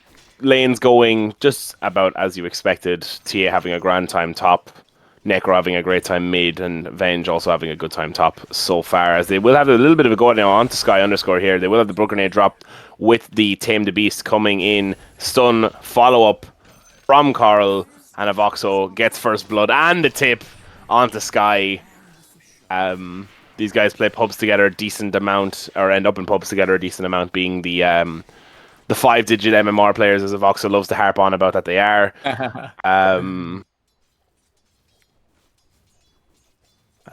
So yeah, probably a little bit of banter there. Yeah, and now the Sky, honestly, like last hits wise, not doing the worst. Only 7 behind the Venge, and obviously not nighttime yet. So we'll see. There might be a world where once it hits nighttime here, Night Stalker's able to contest this lane a little bit more. It always is like such a huge power spike on the hero, so we'll see how that goes. Myst also, as you said, a very good Rubik player. So there might be some cool impact from that. We'll see too. I believe it's his most played hero, Okay, is cool. Rubik. I'm not sure, but I believe it is. Or one of his most played heroes. As we have the sleep here now onto Shirks, the right clicks coming in. Rosie not set up there to get the meld off, as he doesn't have the levels yet. No meld but leveled actually. yeah. So lives to fight another day on Shirks, but yeah, really struggling here in this bottom lane. Yeah, Pango not having a good time. So yeah, this lane. Bane is just such a good laner. Oh, sorry, Mist is playing the Bane. So we're not gonna. It's Clearly different, not actually. paying attention. Nice TP Yeah, in we now have from five Avoxo. Tame the Beast goes down with the shards from Lunatic, blocking off Mist with a tag team follow up here. They will have the right clicks coming in as well as the impalement arts, and they get the kill. Do you think Ringmaster has the most annoying spell names in the game? They just don't make sense at all. Tame the Beast, Yeah, impalement they are pretty arts. long and annoying. It's true. I worry a little bit for Carl. I mean, Ringmaster smartly going straight back to the portal, because I was going to say if it hits 5 minutes now and Ringmaster's doing stuff bottom, it could be a good opportunity for the Sky to try dive Avenge under tower. But Ringmaster has returned, so that shouldn't really be an issue. Rosie taking will a make the lot go of out onto damage. Rosie here, but so is Shirks. We'll have the tag team there, getting some nice damage in, but of course... Oh, nice big deny! Snipe up And the the deny. immediate That's the voice 12K then. MMR coming through right there. Jesus. A tale of two lanes here, as we see Radiant's the nice deny there coming out in the bottom lane, and then poor Tweets fighting for his life under his tier 2 tower Yeah. against Maggie doing Mr. classic Necrophos Necro here. shenanigans behind Yeah. the tower at 6 minutes. Yeah. As Rubik now coming mid, sap a bit of that XP. Seeing how they get a kill. Tame the Beast coming down here with the Impalement Arts, slow onto Sky, but it's not going to be enough against this Night Stalker here in nighttime. Making a go out onto a Voxo now, maybe a little bit ambitious. Carl coming over is still able to secure these last hits though, as this is going on. Dire are scanning. But the elephant in the room, Rosie right now, as the Tame the Beast does miss now on a Voxo. Looking to see is there any stacks here in the triangle. Gets the escape act down. Gonna try and get the deny into the ancient creeps. And will gets get it! the Oh, deny. That one. That was really good. That was really, really well played. Wow. That's a tilter for sure. Yeah, well played by That's, Voxel there. Yeah, and I mean, like, this is a little bit of the problem with trying to play Void Spirit from behind, right? He's level 5 now. He can't really go on the Necro, even as he does get to level 6. Doesn't have the urn ready to go Myst is yet. coming through here. Is there a way? I don't think there is. They do have the sleep coming in here now. Maybe with that, but you see, just pops these 2 spells, presses his Q. Page there is might coming be a in way. from the He's taking a lot of sideline, damage. though, no. With the third Wow. person coming into the mid lane, they do manage to catch out Nagy, playing a little bit ambitious, but in return, Rosie Yeah, goes down in the TA. bottom lane. She's not going to be happy about that one, as they do manage to kill the behemoth in the mid lane, but their carry does fall in return. And nice way to break up this lane, which they were struggling on here bottom, and secure a bit of farm for Shirks. Yeah, for sure. Now, the kill on the Necro is huge, like both for Void Spirit's game, who's not doing well, but also just Necro hates, like, he's such a momentum-based hero. Any death is really, really important for his game. So, and I'm honestly impressed with how well Sky has done here. 41 last hits, only 10 Was behind popping bench. off the ultimate here, but doesn't have the silence ready to go. Will get the swap off for that barrier on Carl, coming in with the Void, getting very low on Sky. 30 HP went down to there. Does have 2 braces ready to go. The Impalement Arts, so will Avoxo try for the snipe? He will, but it will not hit. The extra movement speed there for Sky will be enough. Yeah, he'll get this E off now in a second for some HP. So there we go.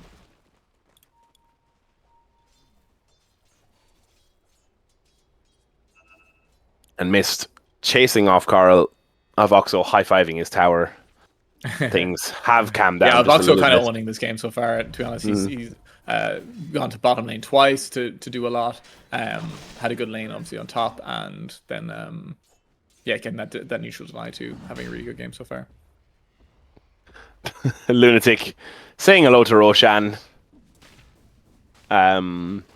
Which there is still this TA to worry about here in the bottom lane. 63 last hits at 8 minutes. Having a really, really good game so far. Yeah, and Pango's struggling much, much more than the Night Stalker here, which is interesting. I suppose the Night Stalker having the range support in the Rubik has helped a lot compared to the double melee lane on bottom. And the Bane is obviously such a good laner, so I can see why. But Pango should be able to return. Like, he does have farming spells, you know. I'm not sure what the build is when you're this far behind, going diffuse as normal. But yeah, I don't think it's the worst thing ever. Like, just may not be able to play with the team as much early. We'll see.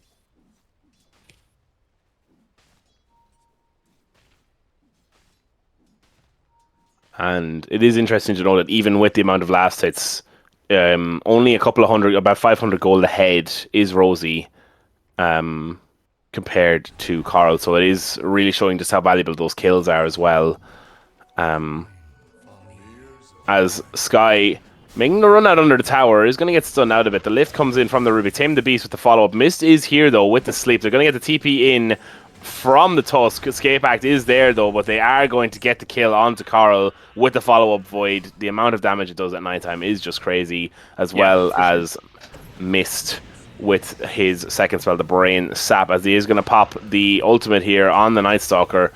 Lunatic caught out between a rock and a hard place, brought back to the shadows by the Night Stalkers. They get the sleep out now onto Avoxo with the stolen Tame the Beast from Paid, and it's a triple kill here in the top lane for the side of the Mystery Machine. Yeah, really nice pop the Night Stalker ult there by Sky and getting those double kill. Like the supports kind of like none of the cores were ready to come in on the on Wongs to help them, so end up cleaning up 3 there. Really big for the Night Stalker's game. And we do see Night Stalker ahead of Venge now, 600 gold ahead of Venge, second on the net worth. Definitely a really, really good lane outcome for the Radiant. I think they're going to be really happy on Myst-ery Machine that he's done so well here on Sky. Yeah, absolutely. A real night and day difference, if you'll excuse the pun, from last game, where he really struggled on that axe early. But yeah, once again, Rosie coming out of the laning stage with quite a big lead over Carl. Yeah, for sure. But this kind of the Venge experience, right? Like the hero isn't... As they make the go out with the DD rune here to dissimulate, follow up with that Astral Step and getting the kill onto Carl. But they have Tame the Beast going down with the Ringmaster ultimate here in the bot lane. They are going to try and get the kill out here. The Impalement Art is bringing down the stacks on the I forget the name of it, but they will get the kill onto Rosie here. The shield going down. They will get the follow-up onto Myst. The TPs are coming in now. They won't have Night Stalker ulti available. It's a long TP as well, and they're happy to take the double kill as the refraction that I forgot in the middle of that just wasn't enough to save Rosie here in the bot lane. Yeah, Void Spirit, unfortunately, no TP, so we'll just take the mid tower instead. But yeah, a really good kill onto the TA there. Almost like they were going to dodge it, but yeah, they get it in the end. I mean, they'll trade the Venge for the TA probably. TA is having a slightly better game. But this is kind of the deal with the Venge is that like it doesn't farm particularly fast. It's never going to be top of the net worth, really. But it is just this hero that you have to deal with and does like a ton of damage once it gets items. So I wouldn't be too worried about the fact that it's 5th on the net worth right now. It's kind of where the hero sits in these sort of core lineups. Yeah, I suppose it's just one of those things of it'll struggle early until it gets those first couple of items, and then it kind of takes off from there, right? The Specialist Array, is that the first thing you build on it? Yeah, Specialist Array. Yeah, Specialist Array, and then either Manta or Ags. I think most people go. Interesting. So we'll see what Carl decides to do. Yeah, TA, very, very farmed in this game. 6k net worth at 12.5 minutes, going for the Deso. Pretty standard. Yeah, not as much emphasis on defending the mid tower this game as there was last game. I guess Wong's just recognizing that their team isn't as good early as it was the last game. Quite greedy, in fact, with this Necrophos lineup as well. Yeah, they don't really push towers very well either. Like, there's no one on their team. Like, Necro doesn't push towers at all. Pango doesn't really push towers. Venge can, but she's obviously wants to farm her first farming item. So it's just not. It's a little bit harder for them to. Like, Drow can rotate. As they are going to get the kill onto a Voxel. TP cancelled there. As Sky underscore popping the ult here on the Night Stalker in the top lane. But it looks like they will take the bottom tower. Sky having a really good game after this early game, honestly. Like as in like just the first few minutes, obviously I think he died twice maybe. Just once. He died once. But yeah, got thrown out of lane a lot. But honestly, still got good last hits. I don't know what happened with the lane on top. And now is the richest hero in the game. So as they get the stolen swap here onto Shirks. The Mass TB's coming into the bot lane. Rosie is here. They're trying to bring in Void Spirit. The double Astral step forward. They will get the Aether Remnant down. He's going to pop the roll, but it's not going to be quick enough to dissimulate with the right click coming in from that Desolator on the TA. And they will kill Shirks here on the off lane before the tower goes down. Very big kill. Now, I wonder, will they notice on Radiant that they did actually place a ward in Vision here under an Obs ward next to the Twin Gate. It doesn't look like they've copped it thus far, as that Obs ward did expire, but they are going to go on to Nagi here. Will have the Death Pulse right, though, with the grab back into the Dissimulate with that amped magic damage, and he will go down the Fiend's Grip now in the bot lane. Nice snowball save there from Lunatic for a Voxo. Shirk's not able to connect with the swashbuckle, but he is going to start the roll here as he is going to drop the shield crash. Does manage to get the first hit onto Myst with the follow-up Walrus Punch. Shield crash into roll, and down goes the Bane here in the bot lane. Yeah, that death is so frustrating for Necro, though. He was, I think, 100 gold off Radiance, and now he's still another 200. So yeah, really, really good kill from Myst-ery Machine, and very frustrating to be the Necro player. And they lose mid tower for that as well. So. Oh wait, maybe they lost that already. But yeah. They're smoked bottom now. And Necro would not want to take part in anything. He just wants to finish his Radiance. Carl is going Ag second item, so yeah, I think that's the more standard build. But. Yeah, it just, I suppose it feels like a lot of this early game does rely on Shirks, right? Who has had the worst lane out of the 3 Wongs heroes. So this is kind of the toughest period of the game for them.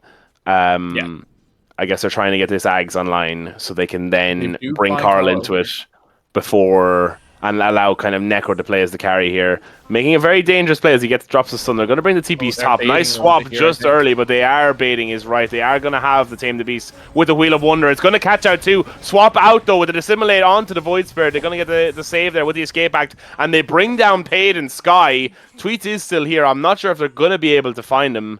But a really, really nice play there from the side of Wong's Bakery to be able to turn that bait around and find the kill. Yeah, huge rotation, really big wheel from a Voxel there right in the corner. And yeah, Night Stalker, maybe thinking he didn't need ulti there, so didn't cast it. I mean, probably good in the Yanks, kind of got chain stun the whole time. But yeah, unfortunately, they just didn't have enough damage to take out Venge there. And really good rotations from Wongs. So yeah, that feels pretty good for Pango as well, getting involved in something there. Not too far behind Void Spirit. Yeah, now the only thing you have to worry about is this TA, who is very, very farmed. But otherwise, you know, that's a good defensible kill. Carl should have Ags in the next, like, I don't know, 5-6 minutes probably. Looking pretty good. Yeah, for sure. And then is it a thing now, Mr. Carry player, as you get this Ags on the Vengeful Spirit, is that when you're ready to go and ready to run at them? I think Obviously, so. I they mean, need. you're definitely ready to play, like make some plays. Like you're not like, oh, we're ending the game right now, but it's like, okay, I'm definitely showing up to some stuff, and then we take some objective, and then I go back and I farm half my next item, and then like it's definitely like you're ready to TP to everything, and you're ready to like kind of brawl with the team because you're so strong with the Ags. So Yeah. which they need because Necro. Honestly, he's doing okay, but not having like like an incredible Necro game by any means. So he's going to want to keep farming for a little bit besides side kills and stuff. Of course, and of course that big nerf to the Vengeful Spirit Ags now that your spells don't get refreshed when you die. So it will be interesting to see how Carl plays around that. Yeah, yeah. But they would love. I mean, the problem is they don't really have any hero that wants. Oh, to and go they are just gonna pop the Night Stalker ulti here. Aaron running straight towards Carl with the blink in. They are gonna get straight down on top of Carl and find the kill. Is under attack. Getting up a bit of vision, taking over this top jungle, really making good use of this Night Stalker nighttime on Myst-ery Machine. Nice play from Myst-ery Machine there. Good jump from Sky onto the Venge. Sky, he's gonna pop on Lunatic, but they are going to see him on vision, I think. As in comes Sky, he's going to blink straight into two of them, though. Nice reaction with the snowball save. I'm not quite sure how he managed to get that off with the silence there, but the Swashbuckle is ready to go.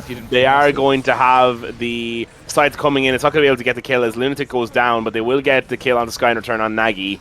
Wheel of Wonder goes down, doesn't quite connect. You're going to have the Fiend's Grip coming in here now. Every hero is in the mid lane, is paid. Going down the sideline. Well. He does have the haste rune, is right. He picked it up top. Nagy now coming down is going to get lower and lower. Does have that vessel on him as Myst going down to Shirks here in the background. The Remnants not quite connecting there on tweets. They will have the Urn encounter to the oh my god, the Spirit Vessel on this Void Spirit.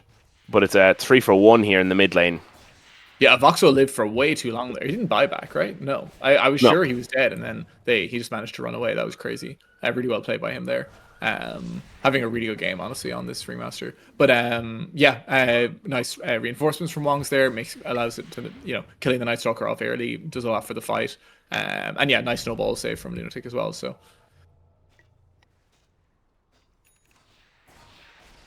Probably pretty close to this Ags. Yeah, literally 1,000 gold off in the Ags Revenge now. So that will give them more space. That TA has not. Has she died? She died once this game? Yeah, Twice, they got her twice. Yeah. Yeah. So she's very farmed, but definitely when you have the Venge with the Ags, I think. Oh, and they are coming in onto a Voxo here, but not going to pop the silence on Sky. And he will just be able to use the escape back to get out there on a Voxo. Stolen Wave of Terror. Nullifier game on Night Stalker just for this box. I imagine it will be. Just because it's so annoying. Really good nullifier game as well with the Necro as well. The Necro as well, yeah, makes sense. So yeah, does really have bots now. Either, so. Bots online on Necro. Gonna go either for the Eternal Shroud or the Shard next. Has the Shard queued up on the auto buy, so Nagy has been watching the PK replays as it does turn daytime now. And yeah, it feels a lot like a kind of a delay game here. It feels like for Wong's Bakery, right? Yeah, but they are going. Yeah, for sure. They are going to Roche here now on the Radiant, which I like. Obviously, the TA really, really good at taking Roche, and they are ahead. 3K is not much, but it is enough. They maybe are trying to. Maybe they know that the Avenge Ags timing is just a little bit longer away, so they're like, okay, this is a good time for us to do it. And they also scan the Torm, so they know Wongs cannot contest this Roche, and it will go. The bigger objective will go to the Myst-ery Machine. This is like one of those pro game trades, as the Roche actually isn't dying that quickly, or as quick as I thought it would, as all 5 heroes now are in the Roche pit. It's at about half HP. And I know it is gonna go down here with the meld, but I did think that they would have gotten a bit more damage into it than that in the time that it took them to take the Tormentor, but they will. Well, they had to walk top, so I think that's what took a while. Fair enough. Yeah. But yeah, I wonder because Rosie queuing up the BKB here now. A lot of TA players, when they get this first Roche, like to go for the Daedalus first, just because it's like okay, we're gonna group up now with my Roshan. I've got way more damage than anyone else in the game, and I'll kill them all. But maybe a more prudent build here with the BKB against the Pango and the Necro obviously as well is very good. Even the stuns revenge. So extremely disciplined on the TA here. Yeah, Rosie definitely having great games, both games so far, despite obviously losing game 1. Yeah, I felt like she was really what kept them in it for so long here in this first game. Yeah, for sure.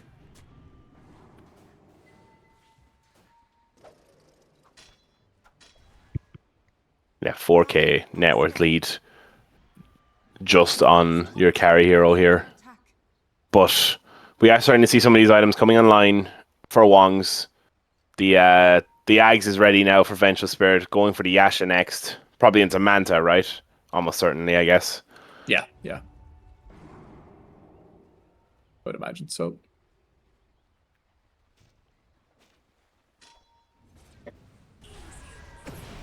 When they are going to pop the ultimate here. Carl throwing out the Wave of Terror. Sky looking to see can he make the go out from behind here. They are going to drop the stun in. They are going to immediately pop out that illusion, but it's not going to last very long here now. As Carl coming in with a nice roll though from Shirks with the follow-up stun, getting the barrier in there. The heals coming in from Nagy. They are going to get the huge grip in for the time being, but they're going to get immediately onto it as well with Lunatic stopping that. But they will get the kill onto Lunatic through Rosie. Rosie will follow up with the kill onto Shirks. Nagy is here though, not going to have enough heroes on low HP to be able to get the sights. And he's going to go down too. So it is a 4-for-1 in favor of the Myst-ery Machine as they take a 5K goal lead here early in the game. Yeah, nice TP out by Avoxa there, but really, really well played from Myst-ery Machine there. Huge grip on the Pango roll. I know it did get cancelled in the end, but it just even the time. And then the kill on the Venge. Looked a little dicey for a second when Venge didn't die straight away. But yeah, just they're able to pick everyone else off super quickly. And Necro kind of struggling to have any impact in these fights, I feel like not really able to get Scythe off. People are kind of dying too quickly against this TA for him to have that much impact. So yeah, I think Myst-ery Machine definitely playing these fights correctly. And with this Aegis on TA, it's very hard for Wongs to fight into them. Venge also, at this moment, with Specialist Array Ags, she doesn't actually do that much damage. It's once she gets, Manta, plus maybe if they go Hydra's Breath or something, and Dragon Lance and stuff, that, the hero starts to do a lot. But right now, it's not really killing Void Spirit or killing TA on its own. So, I imagine Wongs kind of want to wait until Carl gets a few more items before they're going to be, able to kill heroes with the Venge. And do you think Hydra's Breath is the item here that they're looking to go, as they are going to get popped out on the smoke play now? Maybe catching out Rosie. They are going to catch out with just the tail end of the roll there. Going to get the meld in onto Lunatic, nearly bringing him down. They have the roll in from Shirks, though. Nagy, though, getting low once again. Tweets jumping onto the backline with the Dissimulate. Will get the kill. Spirit Vessel plus the Yules there will be able to neutralize the Necrophos. Shirks now caught out between a rock and a hard place. Will get the roll up to knock himself away. The deny with the side blades, just not enough in range for Rosie, but will have the blink nearly ready to go, but not quite in time to be able to catch out the Pango here. Yeah, Rosie really wants this Pango kill, but... Yeah, and she's still chasing. She's still chasing, but he's not going to be able to find her. I have to say, I think Tweets is playing really well around this Necro in this game. He obviously, this build, Yule's Spirit Vessel, super good against the Necro. You obviously dispel the W and the minus armor going into the silence now. I think he's just played in these fights, knowing his team has his back, not playing too afraid of Scythe at any times. I think he's done a really good job this game into the matchup. And he's also second on the net worth now as well, which is not something you see on Void Spirit that much. Void Spirit, a hero that tends to lag further down in the course just because it doesn't farm that well. But yeah, he's playing super well this game. Yeah, I agree, and I suppose one of the things that I found with Necro as well is that it is, when enemies itemize well against it, it does make your game extremely difficult. Yeah. And Nagy feeling that this game for sure with that Spirit Vessel and with that Yules, like you were saying. But it will be interesting to see. I see a lot of the higher ranked Necros sometimes are going for the BKB. I'm obviously not a high skill Necro player. I just play the hero a lot. And it feels kind of against what you want to do in the Necro, especially in a game when they have so much physical damage like they do here, making yourself vulnerable when you're in that Eternal Shroud. But yeah, it will be interesting to see how they go. As they get the blink in here on the Sky, he's going to harpoon away, throwing out the shards. Not going to be able to catch him out as the Aegis expires here. They are bringing all the Wong heroes to the mid lane. Not Yeah, they good to might have wrap expanded here, any of but those goals. nice They look are going to up. wrap, but Yeah. they're going straight into Nagy. The silence, though, is huge. Nice roll up, though. They're going to drop the side straight down onto Rob Myst, so there won't be any Fiend's Grip. Getting the kill onto Sky as well. Tweet is in the backline. Voxo managing to save himself for the time being as they get the follow-up kill from Rosie onto Lunatic. Yeah, just But, really nice fight from Wongs there. Sky already very low at the start of the fight, so he kind of just dies from all the damage. And Void Spirit not really in position on Mystery Machine to take this fight 5v5. So, yeah, nice scythe on the Bane. Wongs will definitely be happy with how this went. Not really losing any. A 5-level difference between Carl and Rosie here in this one.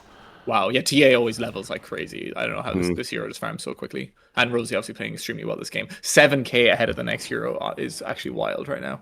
Wow, that is and mad. they are going Necro, so obviously changing the build a little bit. Usually there would be a Daedalus here going for the sorry, not Necro. They're going for the Nullifier, which we said is really good this game. Really good into Necro, really good into Ringmaster. I think it maybe even dispels the shield from Swap. I'm not sure. Oh, as they get the jump in now from Rosie onto Lunatic. She is a little bit far ahead here now as Carl is nearby. Going to drop the stone after the Walrus Punch. Lunatic able to use the drinking muddies to get out there, but maybe this will cost Carl his life as Lunatic does go down to Rosie as well. Anyways, with the side blades, they will get the first kill onto Carl. The illusion gets spawned. The stun gets dropped in. Stolen stun from Paid onto him, and Carl will go down twice. Yeah, a little bit split on Wongs here. Just Rosie, really cool play there, like jumping in almost with no one else around and just knowing how strong she is right now compared to the rest of the game, playing super well. And yeah, getting the double kill on Carl there is crazy. Obviously, I think Shirk's maybe just not in range to roll in defense or whatever. And that is what makes these fights hard. It's when the roll is coming down and it stops all the damage coming out onto the Venge, onto the Necro, etc. That's when the fight gets hard. But with no roll, TA really can't play these fights any way she wants to. Yeah, absolutely, and she's just so far ahead now. Like, it's hard to imagine. It's crazy. You kind of need net worth right now. Not even doesn't even have a Mantis style against the TA. You need a you need kind of a perfect fight where you're able to get rid of all of her refraction charges with Swashbuckle and then get a load of damage in to get the sight off, and pray that she doesn't get. Oh, as the nice dodge there! I didn't know you could do that. Shirk's managing to dodge the harpoon there with the shield crash. Oh, as they get the jump in low, caught out with the Aether Remnant. Swap comes in, but it's going to be nullified originally. They will get the huge grip onto the Pango rule. Carl now caught out between a rock and a hard place as the Desolator TA pumping the damage in. Going to be trying to attack her from the high ground. Carl standing and fighting. Escape back goes in, and they will get the kill onto Lunatic in the meantime. Rosie, though, blinking onto the backline, dropping the nullifier straight in. Will immediately pop the Eternal Shroud, the Ghost Shroud, but they are going to drop the Wheel of Wonder here. It's going to catch out too. Going to drop the side onto Sky, but save huge there from Rob Myst as they manage to get the kill onto Nagy. They bring down the clone as well on Carl. Wow, huge fight there from the Mystery Machine. From Mystery Machine there. Also the stolen scythe on Rubik. I don't know if we said that, but yeah, huge save from Rob Myst on the Night Stalker, and yeah, honestly, just the whole team feeling themselves. They just seem way more comfortable this game on Mystery Machine. I think Night Stalker having the good early game, or like coming back into this game compared to the Axe, really allowing them to set the tempo here. And yeah, obviously Rosie owning on this TA. I have to say, all 5 players on Mystery Machine playing really well here. You know that your game is not going well when the support Rubik has as many side stacks as your mid Necro.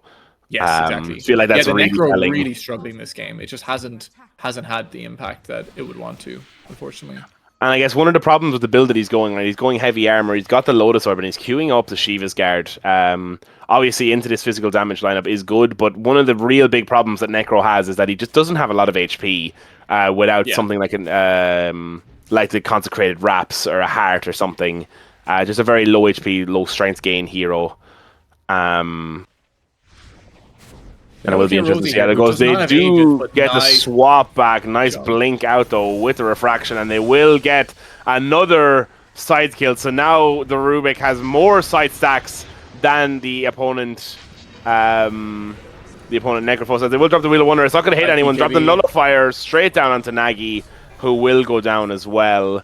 BKB popped on Rosie, who looks like she's ready for battle here. Not going to make the blink forward. Going to play Disciplined here. But feels like it's a really hard one for Wongs to come back into. Yeah, this net worth diff is just maybe too much at this stage. Like, Venge is good, but only when you've been able to have some impact at this point and like had these fights where you're too tanky to kill, or that the illusion has killed heroes after you've dumped everything on the first version. And at this stage, they're so farmed on Myst-ery Machine, like Void Spirit having such a good game. This Yule Scepter has been really good against the Necro, and also Pango obviously not having as good a game as the Pango did last game, just from the lane being tough. So yeah, I think it's really, really hard for Wongs here, unfortunately. They do lack burst damage, and this is often an issue with Necros, that the flights have to go so slow for his damage to be very quick. And because obviously Pango is a little bit lower net worth, not doing as much damage, and Venge is lower net worth, so she also doesn't have crazy burst damage yet, they're just finding it hard to like burst any hero they find. Which they need to do when obviously you've got this Night Stalker who's coming in and out of the fight, you've got so much CC with the Bane and the Rubik, you know.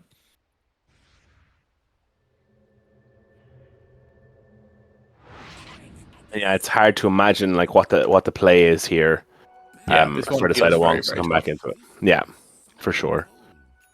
Not over, Aegis but onto Rosie not now easy. as well. So sorry, go on. Not over, but not easy. No, definitely not. Aegis and Tormentor for Myst-ery Machine. Excellent idea.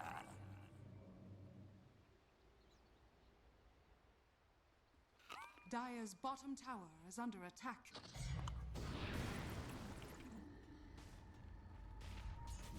And then I imagine that this is going to be a mop up the last tier 2 and then push onto the high ground and see if you're going to be able to kill me twice somehow. Yeah, no. Where I am 10k gold ahead of your highest net worth core. Yeah, I don't know how you kill TA twice here. Yeah, I don't know how you kill her once, honestly, with this BKB. It seems really, really hard. Yeah, it is really, really hard. Ben's just not getting to the levels of farm where like this right click becomes really strong.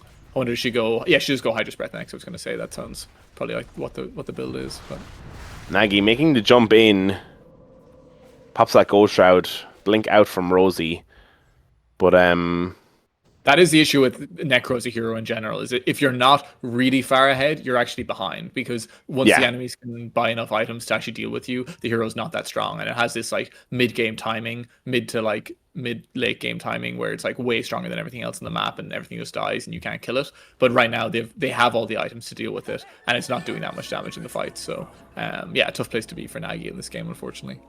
Yeah. Just one of those heroes that is really reliant on getting out of the lanes super ahead and then using that momentum.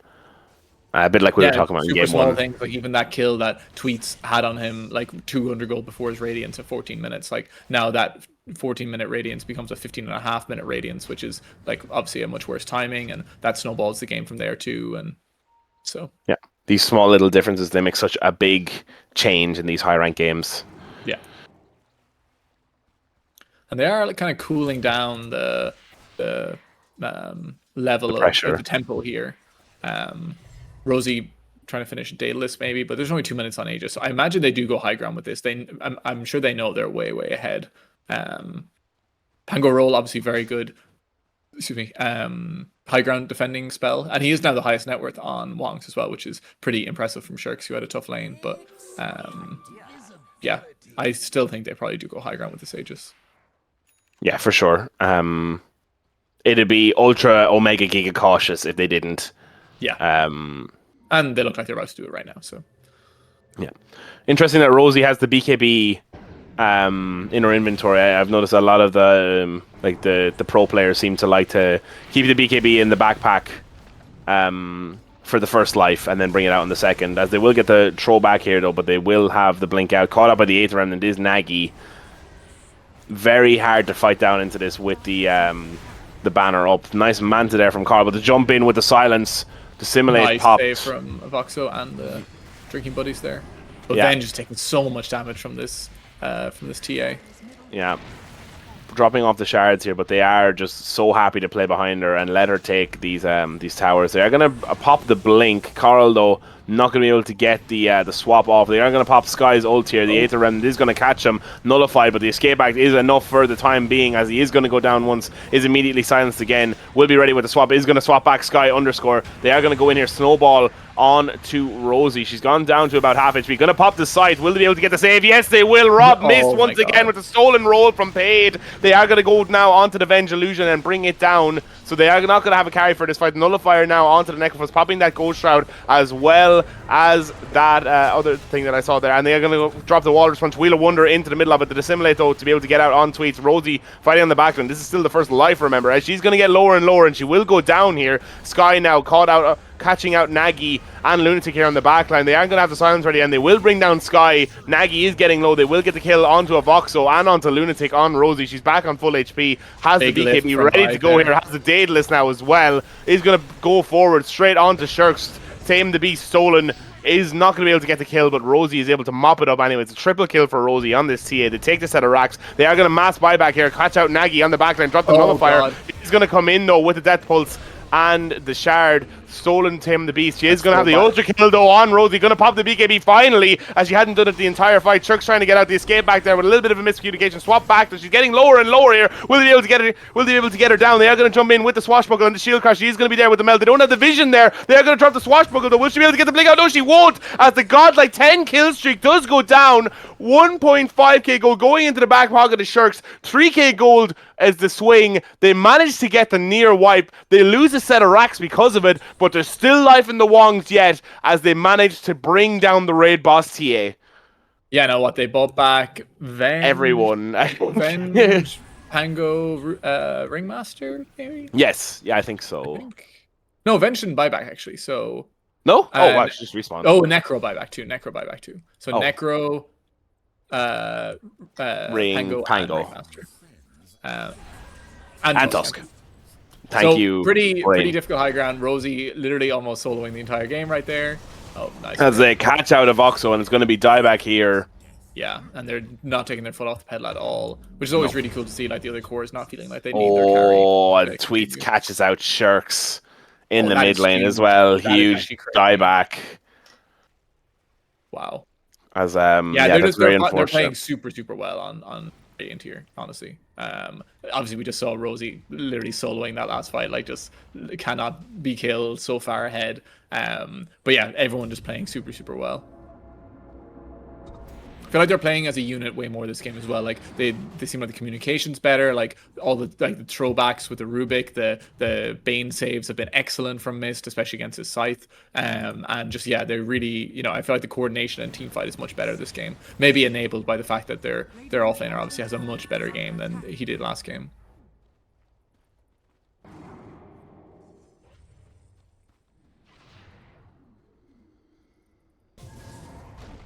Nice lift there with the blink forward. Yeah, it feels very hard for him to be able to defend this now without, well, obviously without the buybacks, but also without the Pango and without the Yeah, there's no The way you Ringmaster can here. win without this role. It's so strong. Vox has also been super clutch with the saves this game. Yeah, absolutely. As the second set of racks falls, will they be able to get the Megas before the Pango respawn? I feel like that is the question here, as it looks like the Wongers are grouped up by this top set of racks, hoping to maybe delay just a little bit, but it feels very hard for them to be able to go onto this Rosie TA at the minute. Hydro's Breath is finished up on Coral, so that is a big damage buff, but... Is yeah, it it's enough, very is the question. Yeah. Yeah, and even after Pango and Necro die back, Venge still just about even with Necro on the network. So it is just a very hard hero to farm on from behind. You kind of want to be ahead for the game. They do have the saving grace, though, that TA doesn't really have the slot for an MKB if Carl does get his butterfly up. Yeah, that is Yeah. true. Yeah.